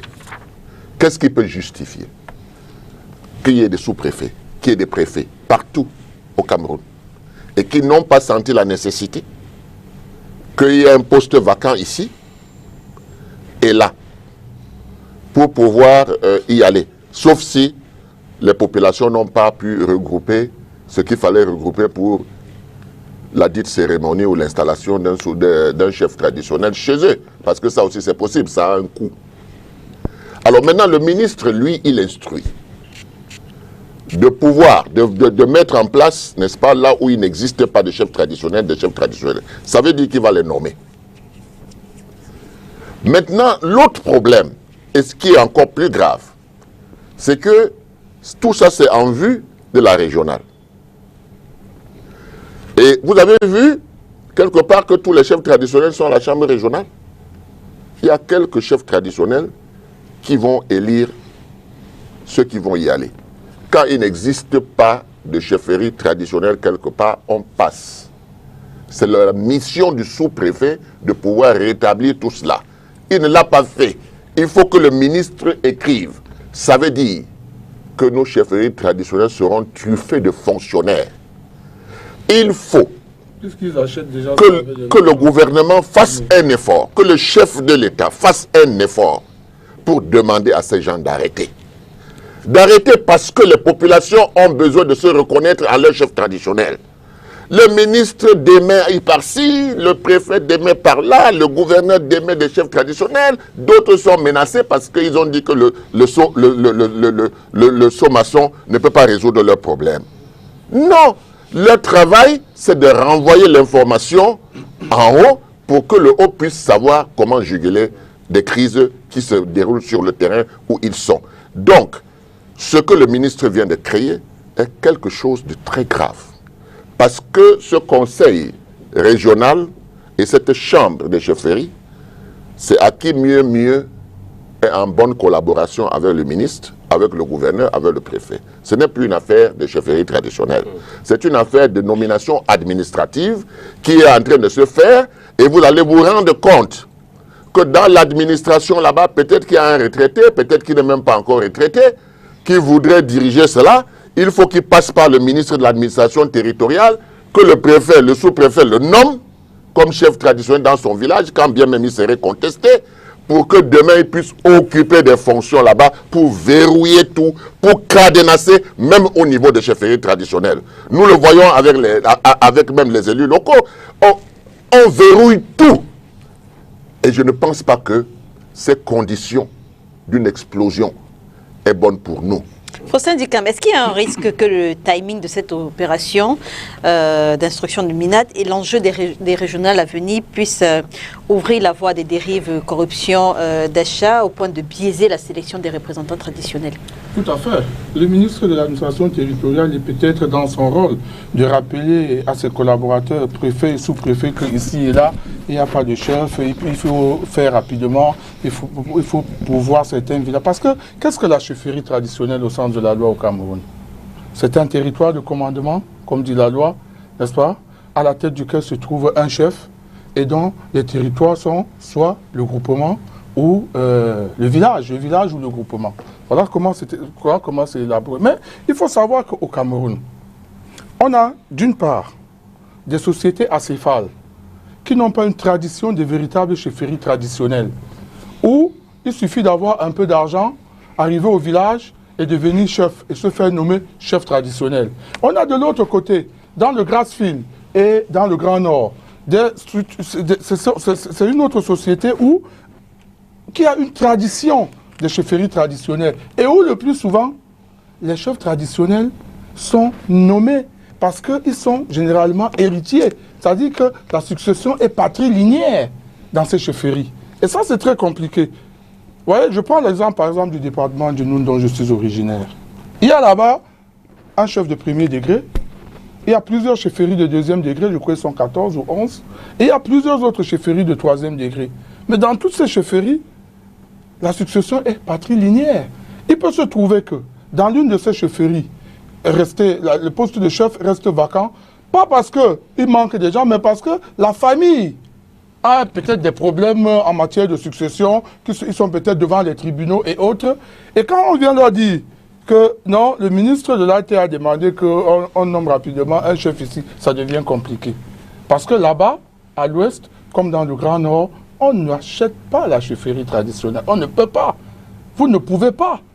En fait, en principe, pas que dans ces régions-là. En principe, les chefferies traditionnelles ne devraient pas s'acheter. Non, ailleurs, nous avons vu qu'ailleurs, des gens, du jour au lendemain, parce qu'ils sont devenus ministres, hauts fonctionnaires, DG et autres, se sont autoproclamés même chefs.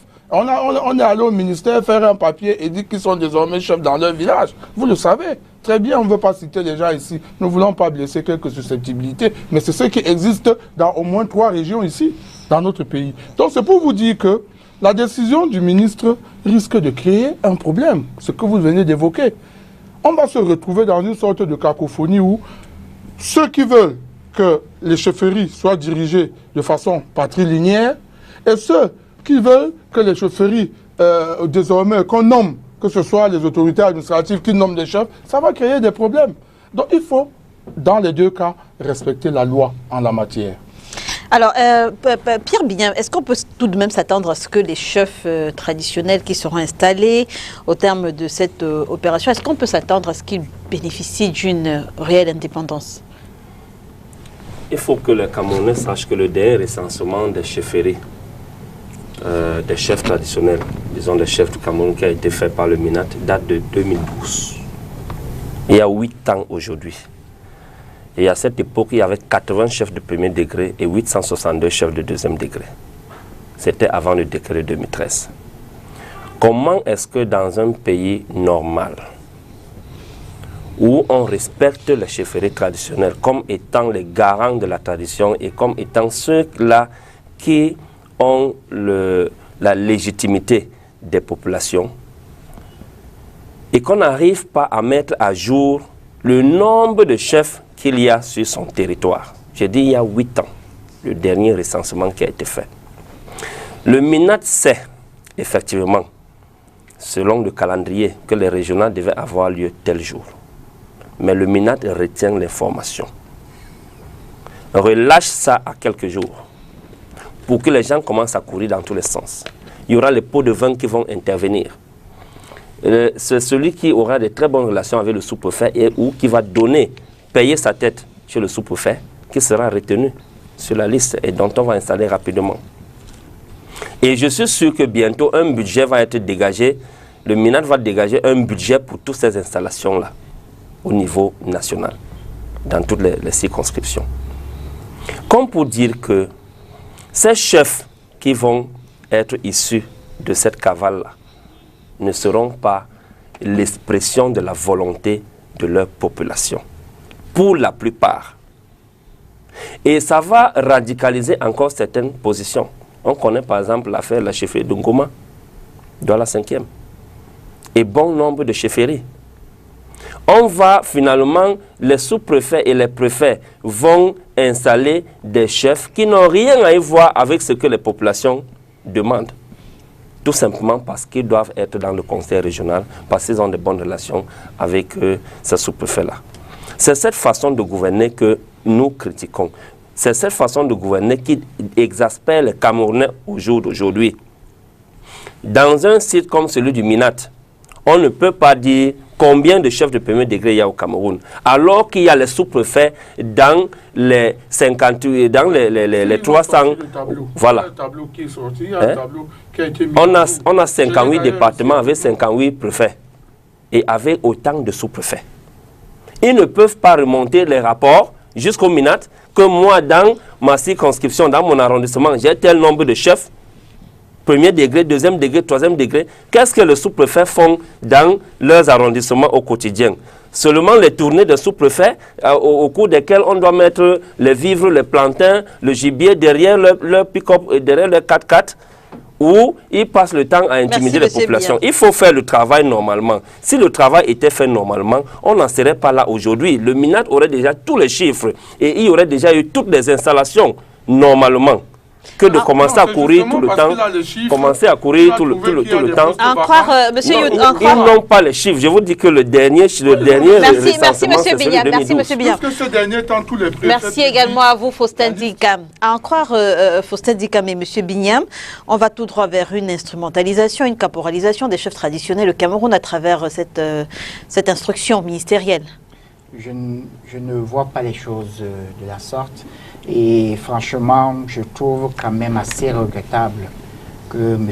Bignam soit en train de réduire les chefs de terre à des mendiants, à les imaginer être des gens qui vivent des régimes de plantains et de gibier. Franchement, c'est une insulte très grave envers ceux qui essayent de faire leur travail. Je vais vous dire une chose. Peut-être M. Faustin Dikam a essayé de relever, mais pas peut-être assez. Il ne revient pas à l'administration de choisir les chefs traditionnels. C'est les populations qui élisent leurs chefs traditionnels. Et habituellement, dès qu'il n'y a pas consensus ou entente, l'administration ne valide pas le nom qui est présenté. Parce que d'une manière ou d'une autre, il y aura un camp qui va contester et qui ne se reconnaîtra pas dans cette administration. Conclusion, on reprogramme ou bien on vous demande d'aller vous entendre et lorsque vous serez prêt et que le climat sera bon enfant et que l'ordre public pourra régner, on reviendra observer l'organisation ou la tenue de vos assises qui porteront donc élection de votre nouveau chef ou dirigeant. Si c'est un cas d'élection. Mais si c'est un cas où c'est sur le plan successoral, sur le plan héréditaire, ce sera fait. Bon, maintenant, et là, l'administration va seulement acter le nom. Mais il y a eu des cas qui ont perduré, où le contentieux, le frère ou le cousin n'est pas d'accord, disant que celui qui vient de décéder, en fait, son père n'avait pas eu. Et c'est plutôt notre père qui avait, mais à l'époque, là, nous, on n'était pas encore grands, on avait demandé à l'oncle de prendre, et ensuite, tous ces éléments arrivent là, et l'administration est souvent obligée de laisser d'abord. Alors, je vais donc vous dire que ces unités de chefferie ont eu à trouver des équilibres de fonctionnement et qu'il y a même des chefs qui ont continué à fonctionner mais qui n'avaient ni la reconnaissance administrative et tout. Et on constate que la population est déjà arrimée à cet élu-là.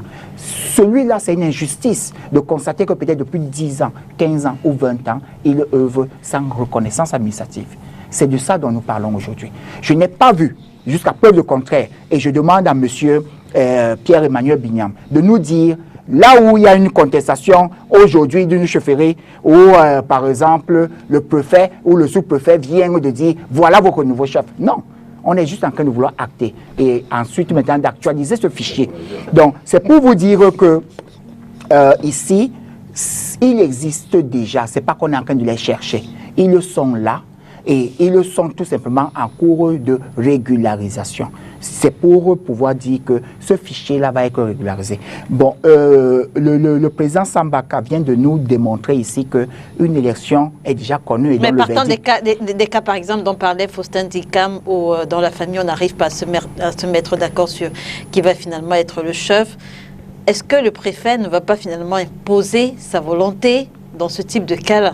Il n'impose jamais. La preuve en est que j'ai jamais vu qu'on impose. Parce que si la famille n'arrive pas à se mettre d'accord depuis, disons, 5 ans, qu'est-ce que le préfet va donc faire? Le préfet continue à amener les uns et les autres sur la table de négociation à trouver un consensus. Mais en attendant, il désigne souvent quelqu'un qui peut être un courroie de relais et de transmission en attendant que... Mais celui-là n'a jamais été installé.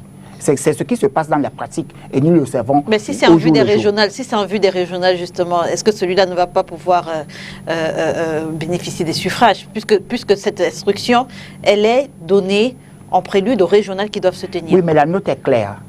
Les chefs qui sont installés et dûment reconnus par l'administration au sens de la loi, c'est ceux-là qui seront dans le cadre de ce corps électoral. Donc, ça veut dire que les chefferies où il y a problème ou contestation, si les sujets de cette chefferie ou des concitoyens de cette chefferie voudraient que leur voix soit portée, ils vont rapidement s'asseoir, s'entendre et faire en sorte que leur exécutif soit mais quel type de décentralisation est-ce qu'on s'achemine? C'est la question fondamentale qui doit revenir. Je suis désolé. Tous ces gens sont en train de s'entretuer et en train de faire toutes ces magouilles. C'est pourquoi? C'est pour du pipeau. C'est pour du pipeau, il n'y a pas de décentralisation. La région, c'est quoi? Cette région qu'on veut mettre en place, quel est le contenu? Vous avez vu le test portant collectivité territoriale décentralisée, le code général? Je suis en train de vous dire, je ne connais pas le contenu. Non, je demande. Moi, je travaille sur la décentralisation depuis de 10 ans. Comment vous dites alors que c'est quoi? Mais parce que ce que nous faisons, nous sommes en train de nous tromper nous-mêmes. Ça ne peut pas être efficace. Nous sommes dans un bicéphalisme, nous sommes en train de créer des conditions de division et d'affrontement. Vous ne pouvez pas être dans un pays décentralisé avec des collectivités décentralisées et avoir un gouverneur qui a tout un service déconcentré des services de l'État. Vous allez faire quoi? Vous voulez mettre des présidents des régions ici, c'est pour faire quoi? Il n'y a rien à faire. Est-ce que le rôle des présidents des conseils... je suis en train de vous dire, même le code dont vous parlez, il y a quelques éléments qui font progresser des choses. Il y a même beaucoup d'éléments. Mais seulement ces éléments, sur le terrain, il y a un frein, ce sont les sous-préfets. Ce sont les préfets. Les préfets n'acceptent pas que les temps ont changé et qu'aujourd'hui, c'est le maire et le collectif municipal qui doit pouvoir gérer un certain nombre de choses. Président Sambaka, la décision vous n'avez pas fini, n'est pas annulée par un préfet, mais plutôt par le tribunal administratif. Vous n'avez pas fini avec les communes et leurs problèmes qu'ils ont avec les préfets. Vous parlez maintenant, vous voulez mettre maintenant les présidents des régions en conflit avec le gouverneur. Parce que le gouverneur n'est pas prêt à lâcher tous ses services déconcentrés. Vous dites que la décision... Et vous devez être le président des régions élu. Le préfet de la Sanaga maritime avec les chefs traditionnels qui sont dans une chambre. Il a demandé au maire de reconsidérer. Non, c'est moi qui ai la parole. Messieurs, c'est encore Cyril Sambaka qui parle. Voilà. Alors, moi, je veux faire comprendre qu'on est en train de nous perdre du temps. Parce que cette histoire, cette bagarre autour des régions, il n'y a rien dans les régions. Il n'y a rien, il n'y a aucun contenu. Le gouverneur reste le gouverneur avec ses services déconcentrés. Maintenant, on vous dit que vous allez avoir une région. Pour faire quoi? Avec un budget. Et quoi? Quelles sont vos prérogatives? Aucune. Les maires sont là. Ils ne peuvent pas recruter du personnel.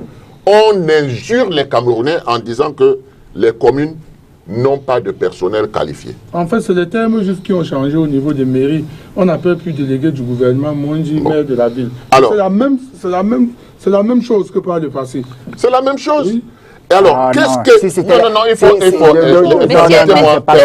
Monsieur Cyril Sambaka, encore la parole. De parler parce que c'est un sujet qui m'est très cher. Parce que c'est de là que viendra le développement du Cameroun ou pas. Le changement de mentalité doit se faire aujourd'hui, pas demain. À partir de nos communes et à partir de nos sous-préfectures, préfectures. C'est là le problème qu'il y a au Cameroun. Si ce problème est résolu, le Cameroun redécolle dès le lendemain. Donc, vous ne pouvez pas me parler de discussion où même les chefferies traditionnelles, le ministre vient mettre son nez dedans et veut fabriquer des chefs traditionnels. Pour faire quoi? Pour aller dans un truc vide qu'on appelle la région. Et quand on aura cette région, ils vont faire quoi? Les gens sont en train de se disputer là, ils font des dossiers, machin, tout ça là, patati patata, pour aller se rendre compte qu'il n'y avait rien. C'est du pipeau, c'est du vent, n'est-ce pas? Et moi, je tiens à ce qu'on soit clair là-dessus. Le jour où il y aura décentralisation, le jour où il y aura un début de décentralisation, vous allez vous rendre compte que l'administration centrale veille au contrôle et à la régularité, n'est-ce pas, des actes que posent les élus parce qu'ils ne doivent pas sortir du cadre légal. S'ils ne sont pas d'accord avec ceux qui ont été élus, il y a le tribunal administratif qu'ils vont saisir. Mais aujourd'hui, ce n'est pas ce qui se passe. Aucun préfet ne veut lâcher. C'est pour cette raison que je dis, est-ce que nous sommes dans le même pays? Est-ce qu'à l'ENAM, on n'a pas mis on n'a pas mis en place un mécanisme qui puisse permettre à ceux qui sortent de là d'être des administrateurs de développement? Parce qu'on a l'impression qu'ils sont des administrateurs coloniaux. Mais il faut changer cette mentalité. Il faut faire des réformes. C'est important parce que de là dépendra notre développement. Les Camerounais sont intelligents, comme je vous ai dit, individuellement. Il faut qu'on trouve le moyen de travailler ensemble. Et on sort sur cette question avec vous deux, messieurs. On va commencer par vous. Que va apporter la régionalisation au Cameroun, Pierre-Emmanuel Bignam? Rien du tout. Vous le dites parce que le MRC n'est pas partant? Rien du tout. Le président Sambaka vient de vous démontrer que cette régionalisation est dénuée de tout sens. Et c'est un concept qui reste creux et vide actuellement du point de vue fonctionnel de ce qu'ils sont appelés à faire. Tout est biaisé à la base, tout est biaisé. On est en train de nous démontrer à travers ce que le MINAD fait que les chefs qui doivent être dans ce conseil, qui devraient normalement être l'émanation de la population la plus profonde, ne le seront pas. Ce seront des chefs qui vont être pris comme ça à la volée par les sous-préfets, leurs amis, qui vont les corrompre aussi, qui vont se retrouver dans ce conseil. Donc, et on a vu le conflit qu'il y aura entre le gouverneur de la région et puis le président du conseil régional, qui lui sera là juste à titre honorifique. Il n'aura pas de substance, ni en termes de budget, ni en termes de quoi que ce soit. Le gouverneur n'est pas prêt à lui céder tous ses avantages et tous ses... par exemple, le gouverneur demeure dans le conseil d'administration du port autonome de Douala. Alors, vous pensez qu'il va laisser tous ces avantages-là? Donc, ils vont continuer à gérer leurs choses. Donc, comme pour dire que, selon ce que le président Sambaka disait, soyons sérieux quand on parle de certains concepts.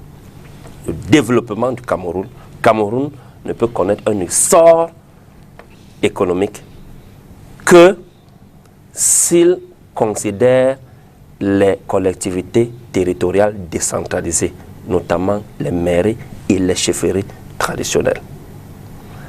Le jour où on va comprendre que l'administration publique, c'est-à-dire que l'autorité administrative, doit faire avec la population. Cela veut dire que doit respecter la volonté de la population à travers les chefs traditionnels, à travers les maires et autres. Le Cameroun va être prospère.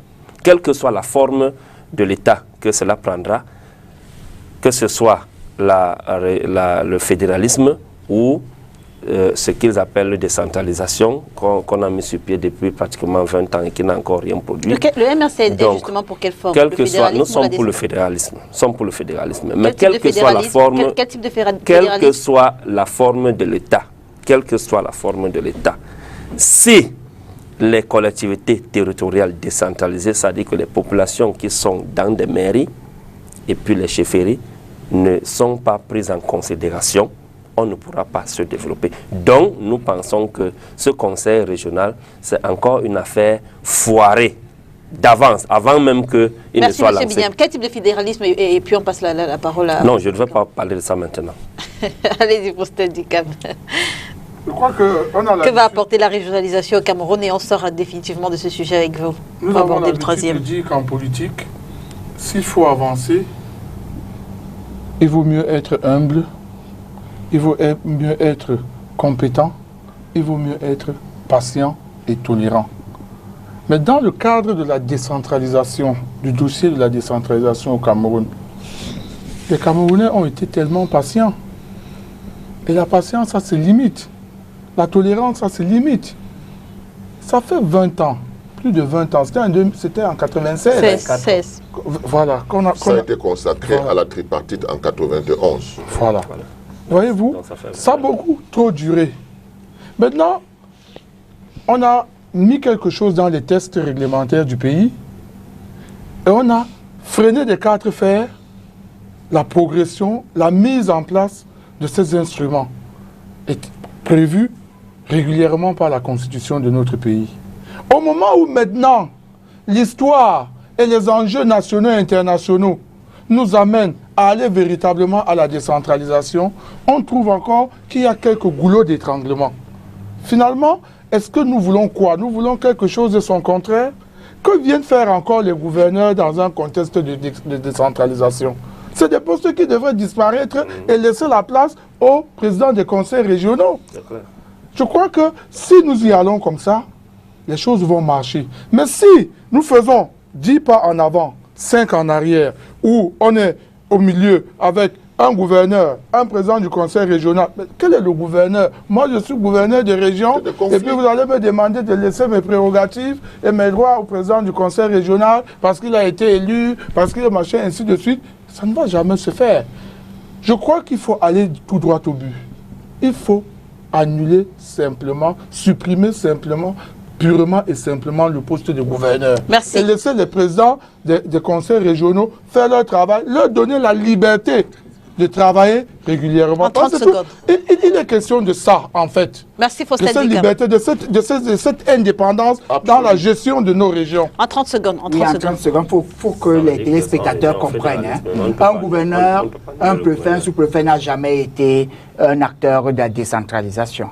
Ce sont des représentants de l'État qui relèvent donc de la déconcentration de l'État. Il faut qu'on se comprenne très bien. Aujourd'hui... Vous allez gérer ce bicéphalisme comment? Il n'y a pas de bicéphalisme parce qu'en réalité, j'ai jamais entendu qu'un gouverneur va goudronner une route.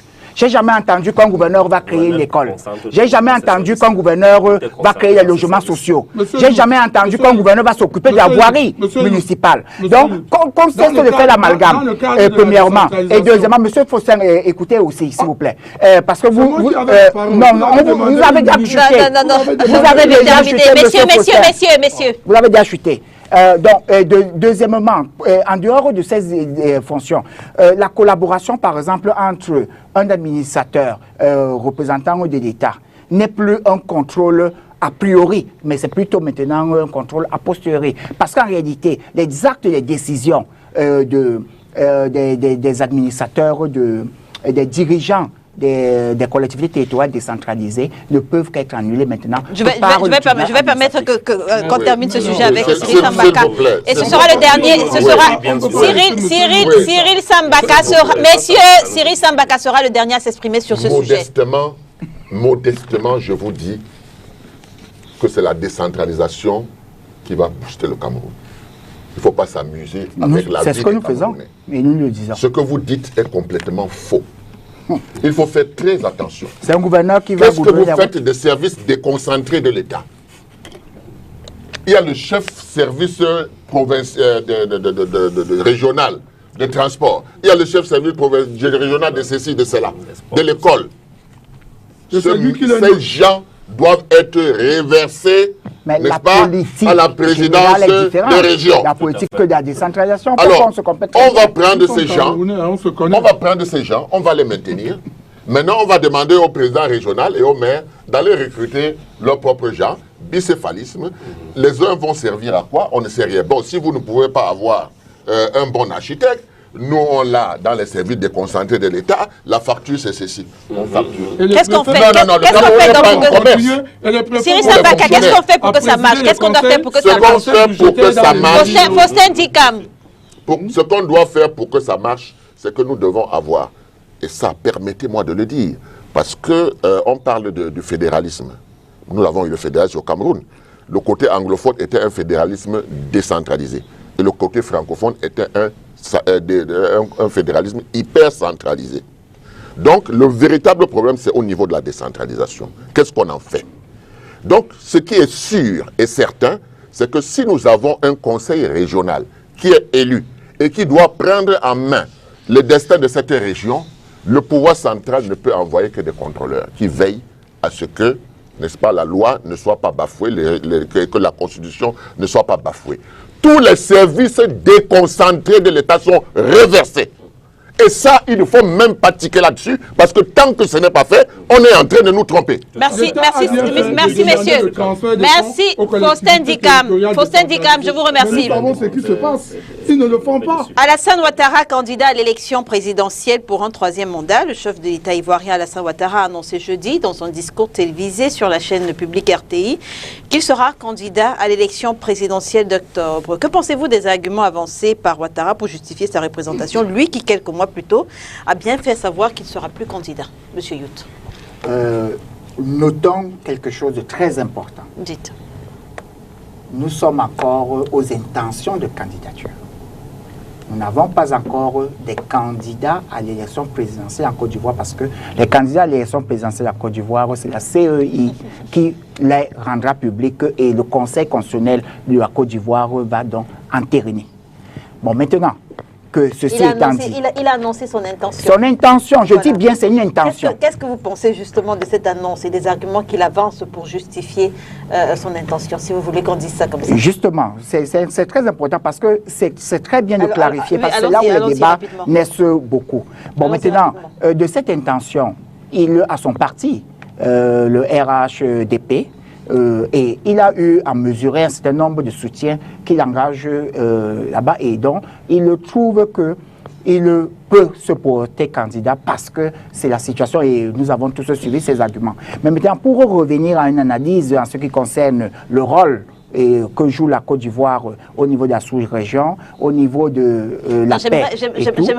J'aimerais qu'on s'arrête, qu'on demeure juste sur l'élection présidentielle en Côte d'Ivoire, qu'on laisse un tout petit peu le rôle que joue la Côte d'Ivoire dans la sous-région, dans la CEAC. Bref, j'aimerais qu'on s'arrête, qu'on s'apaisantisse uniquement, la CEDEAO, pardon, qu'on s'apaisantisse uniquement, la CEDEAO, pardon, qu'on s'apaisantisse uniquement sur cette intention d'Alassane Ouattara.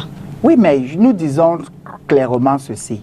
Au sens de la Constitution, est-ce qu'il n'a pas qualité à pouvoir représenter sa candidature? C'est là où certains sont en train de vouloir quereller en disant que le verrou qui a été levé n'est pas constitutionnellement valable et tout, mais il reviendra au Conseil constitutionnel ivoirien de pouvoir en décider. Mais lui, en connaissance de cause et ayant un certain nombre d'informations et d'éléments à sa disposition, il est convaincu que sa candidature sera une candidature légale et valable. Mais maintenant, nous disons que nous observons où il a donné une parole le 5 mars 2020, disant qu'il est temps pour lui et tout de se retirer. Et aujourd'hui, il fait une nouvelle sortie, nous disant qu'il sera candidat. Alors finalement, nous allons dire qu'entre l'intention du 5 mars 2020 et l'intention du 6 août 2020, moi, je préfère maintenant en arriver à la candidature constatée au niveau donc de la CEI. Parce qu'on peut encore avoir une autre intention, peut-être que dans 10 jours ou dans 5 jours. Beaucoup pensent, Pierre-Emmanuel Biam, que cette intention d'Alassane Ouattara pourrait avoir des conséquences. Quel est votre avis là-dessus? Alassane Ouattara vient d'entrer dans le club de Paul Biya. C'est-à-dire le club de ceux-là qui veulent s'éterniser et mourir au pouvoir. Et c'est d'ailleurs le club de son père Houphouët-Boigny, qui est mort au pouvoir. C'est très dangereux. C'est dommage pour le peuple ivoirien, c'est dommage pour le peuple africain. Et c'est dommage pour les efforts que les États de la CEDEAO ont mis en place pour amener la démocratie dans leur pays, parce qu'on voit dans d'autres pays comment est-ce que ça se passe. La Côte d'Ivoire traverse tellement de périodes troubles. Ce pays ne mérite pas ça en réalité. nous sommes en train de nous diriger à nouveau vers une crise sociale qui risque d'être une nouvelle guerre civile. Parce que le président Ouattara, dans son jeu, il a bien fait répartir ses cartes. Il a écarté Guillaume Soro, il a écarté un certain nombre de personnes qui peuvent être des adversaires farouches par rapport à sa candidature. Tout récemment, c'est le président Barbeau qui l'a écarté. Donc, il est bien préparé. Quand M. Yout parle d'intention de candidature, est-ce qu'un président sortant donne l'intention de candidature? Il a annoncé officiellement sa candidature. La CEI, on sait que c'est lui qui tient la CEI. C'est la CEI qui l'a maintenu là depuis 2011 jusqu'à aujourd'hui. Ce n'est pas qu'il n'a pas la même mise sur la CEI. Donc, on peut dire que la Côte d'Ivoire est en train de se diriger vers un autre soulèvement. Nous ne voulons pas ça. Vraiment, nous ne voulons pas ça. Les Ivoiriens sont assez matures sur le plan politique et sur le plan social. Moi, je les conseille de réagir comme le Sénégal a réagi. Mais est-ce que cette élection sera libre et transparente? Est-ce que Ouattara, avec tous ces mécanismes, comme tous les autres dictateurs africains, n'a pas le contrôle sur le suffrage qui sera fait? Si c'est le cas, si l'élection sera libre, la population ivoirienne pourrait le sanctionner, comme ils ont sanctionné le président, l'ancien président du Sénégal, le docteur Abdoulaye Wade. Ils pourraient le sanctionner et voter un nouveau président. Mais sachant qu'ils contrôlent l'appareil électif, ils ne pourront pas le faire. C'est une guerre civile qui s'annonce. Partir un exercice finalement difficile pour les chefs d'État africains? Oui, ils ne savent pas partir et c'est malheureux. Et ils sont les premiers à dire qu'ils sont démocrates et autres, mais une fois qu'ils arrivent aux affaires, ils deviennent tous des autocrates. Vous voyez, Alassane Draman Ouattara fait partie justement de cette race d'opposants qui, lorsqu'ils sont hors du pouvoir, disent beaucoup de bonnes choses sur la démocratie, sur les libertés publiques et individuelles, mais une fois qu'ils y arrivent, ils se découvrent une virginité d'autocrate. Ce qu'Alassane Ouattara vient de faire est une véritable négation de la démocratie. Personne ne l'avait obligé en mars dernier de dire qu'il ne sera pas candidat. Il est venu lui-même. Et vous avez remarqué que pendant son adresse à la représentation nationale et au peuple, lorsqu'il a dit qu'il ne se représentera pas, il y a eu dans la salle un tollé. On a dit non, tu ne pars pas. Il a supplié de partir. Il a dit pardon. Laissez-moi partir, laissez-moi partir, me couper de ma femme et de mes enfants. Quel appel du peuple? Il ne s'agit pas de ça. Tout le monde sait aujourd'hui ce qui s'est passé. Il voulait jouer un peu à la Medvedev et Poutine avec Amadou Ngon Coulibaly. Mais l'appel du destin n'était pas là. Amadou Ngon Coulibaly est parti avant. Il est parti avant et ça l'a complètement déstabilisé. Parce qu'il n'a pas su, ou il n'a pas pu, pendant les 10 ans qu'il est resté au pouvoir, développer un mécanisme fluide de dévolution du pouvoir, ni à l'intérieur de son parti, ni avec les autres partis politiques. Sachez très bien qu'Alassane Draman Ouattara, pendant 10 ans, a combattu tous ceux qui étaient supposés être ses adversaires les plus farouches. Les uns sont en exil, les uns ont été traînés devant les tribunaux internationaux. On sait comment ça s'est passé, comment ça se passe aujourd'hui. Ceux-là même demandent à retourner au pays. On leur refuse passeport et autres. On prend même le soin à la CEI de faire retirer très rapidement leur nom sur la liste des candidats. Et à l'intérieur, les parents, amis politiques de ceux-là sont tous en prison. Et ceux-mêmes des opposants qui sont avec lui, qui étaient avec lui, ont démissionné. Sachez pour terminer qu'au moment où Alassane Draman Ouattara dit au peuple qu'il va se représenter, parce qu'il ne s'agissait pas d'une intention, il a été formel, il a dit que, eu égard à tout ce qui se passe, il a décidé. J'ai décidé. C'est ce qu'il a dit. Voilà. Donc, ça veut dire que c'était un homme qui a toujours été fourbe. Pour vous taquiner, Faustin Dika, partir un exercice difficile pour les chefs d'État africains, dont Paul Biya? Ah non, peut-être pas, mais je ne sais pas.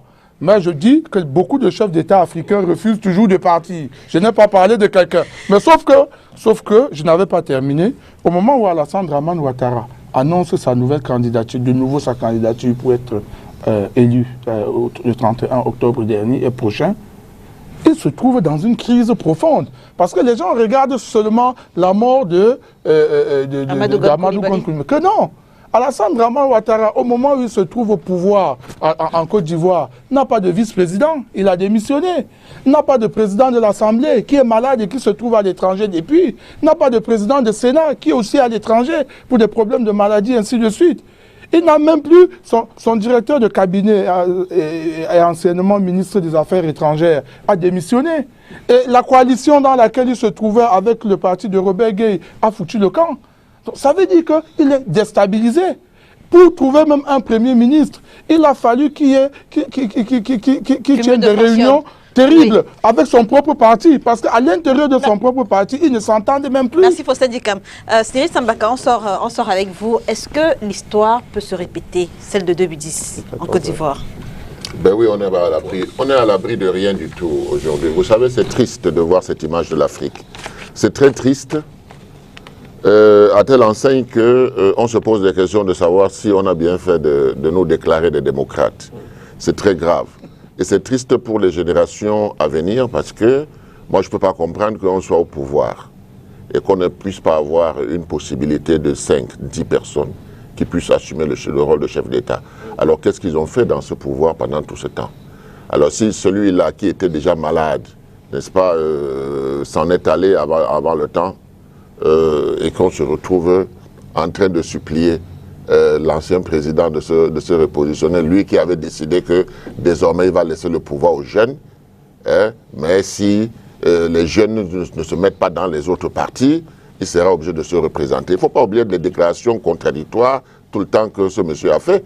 Donc ça ne nous surprend pas que ça arrive de l'Afrique. C'est une triste, c'est triste pour l'Afrique et ça me rappelle notre Assemblée nationale, n'est-ce pas, où ils ont pu s'entendre qu'une seule fois pour une proposition de loi, celle-là visait à ce que les suppléants ne puissent pas remplacer les titulaires en cas de décès. Donc voilà l'histoire que renvoie l'Afrique. Nous voulons changer cela, nous devons changer cela. Merci Cyril Sambaka d'avoir accepté notre invitation ce dimanche. Merci à vous, Monsieur Youth Jean-Claude. Oui, en 30 secondes, juste pour dire que même si le président Alassane Dramane Ouattara est candidat, une élection n'est jamais gagnée d'avance. Le peuple ivoirien aura le temps de se prononcer et élire donc son Merci à vous, Faustin Dikam, d'être venu de Yaoundé pour cette émission. Merci Pierre-Emmanuel Bignam. Mesdames et messieurs, merci de nous avoir suivis. Cette émission est rediffusée ce soir lorsqu'il sera 20h30 et demain lundi lorsqu'il sera 13h30.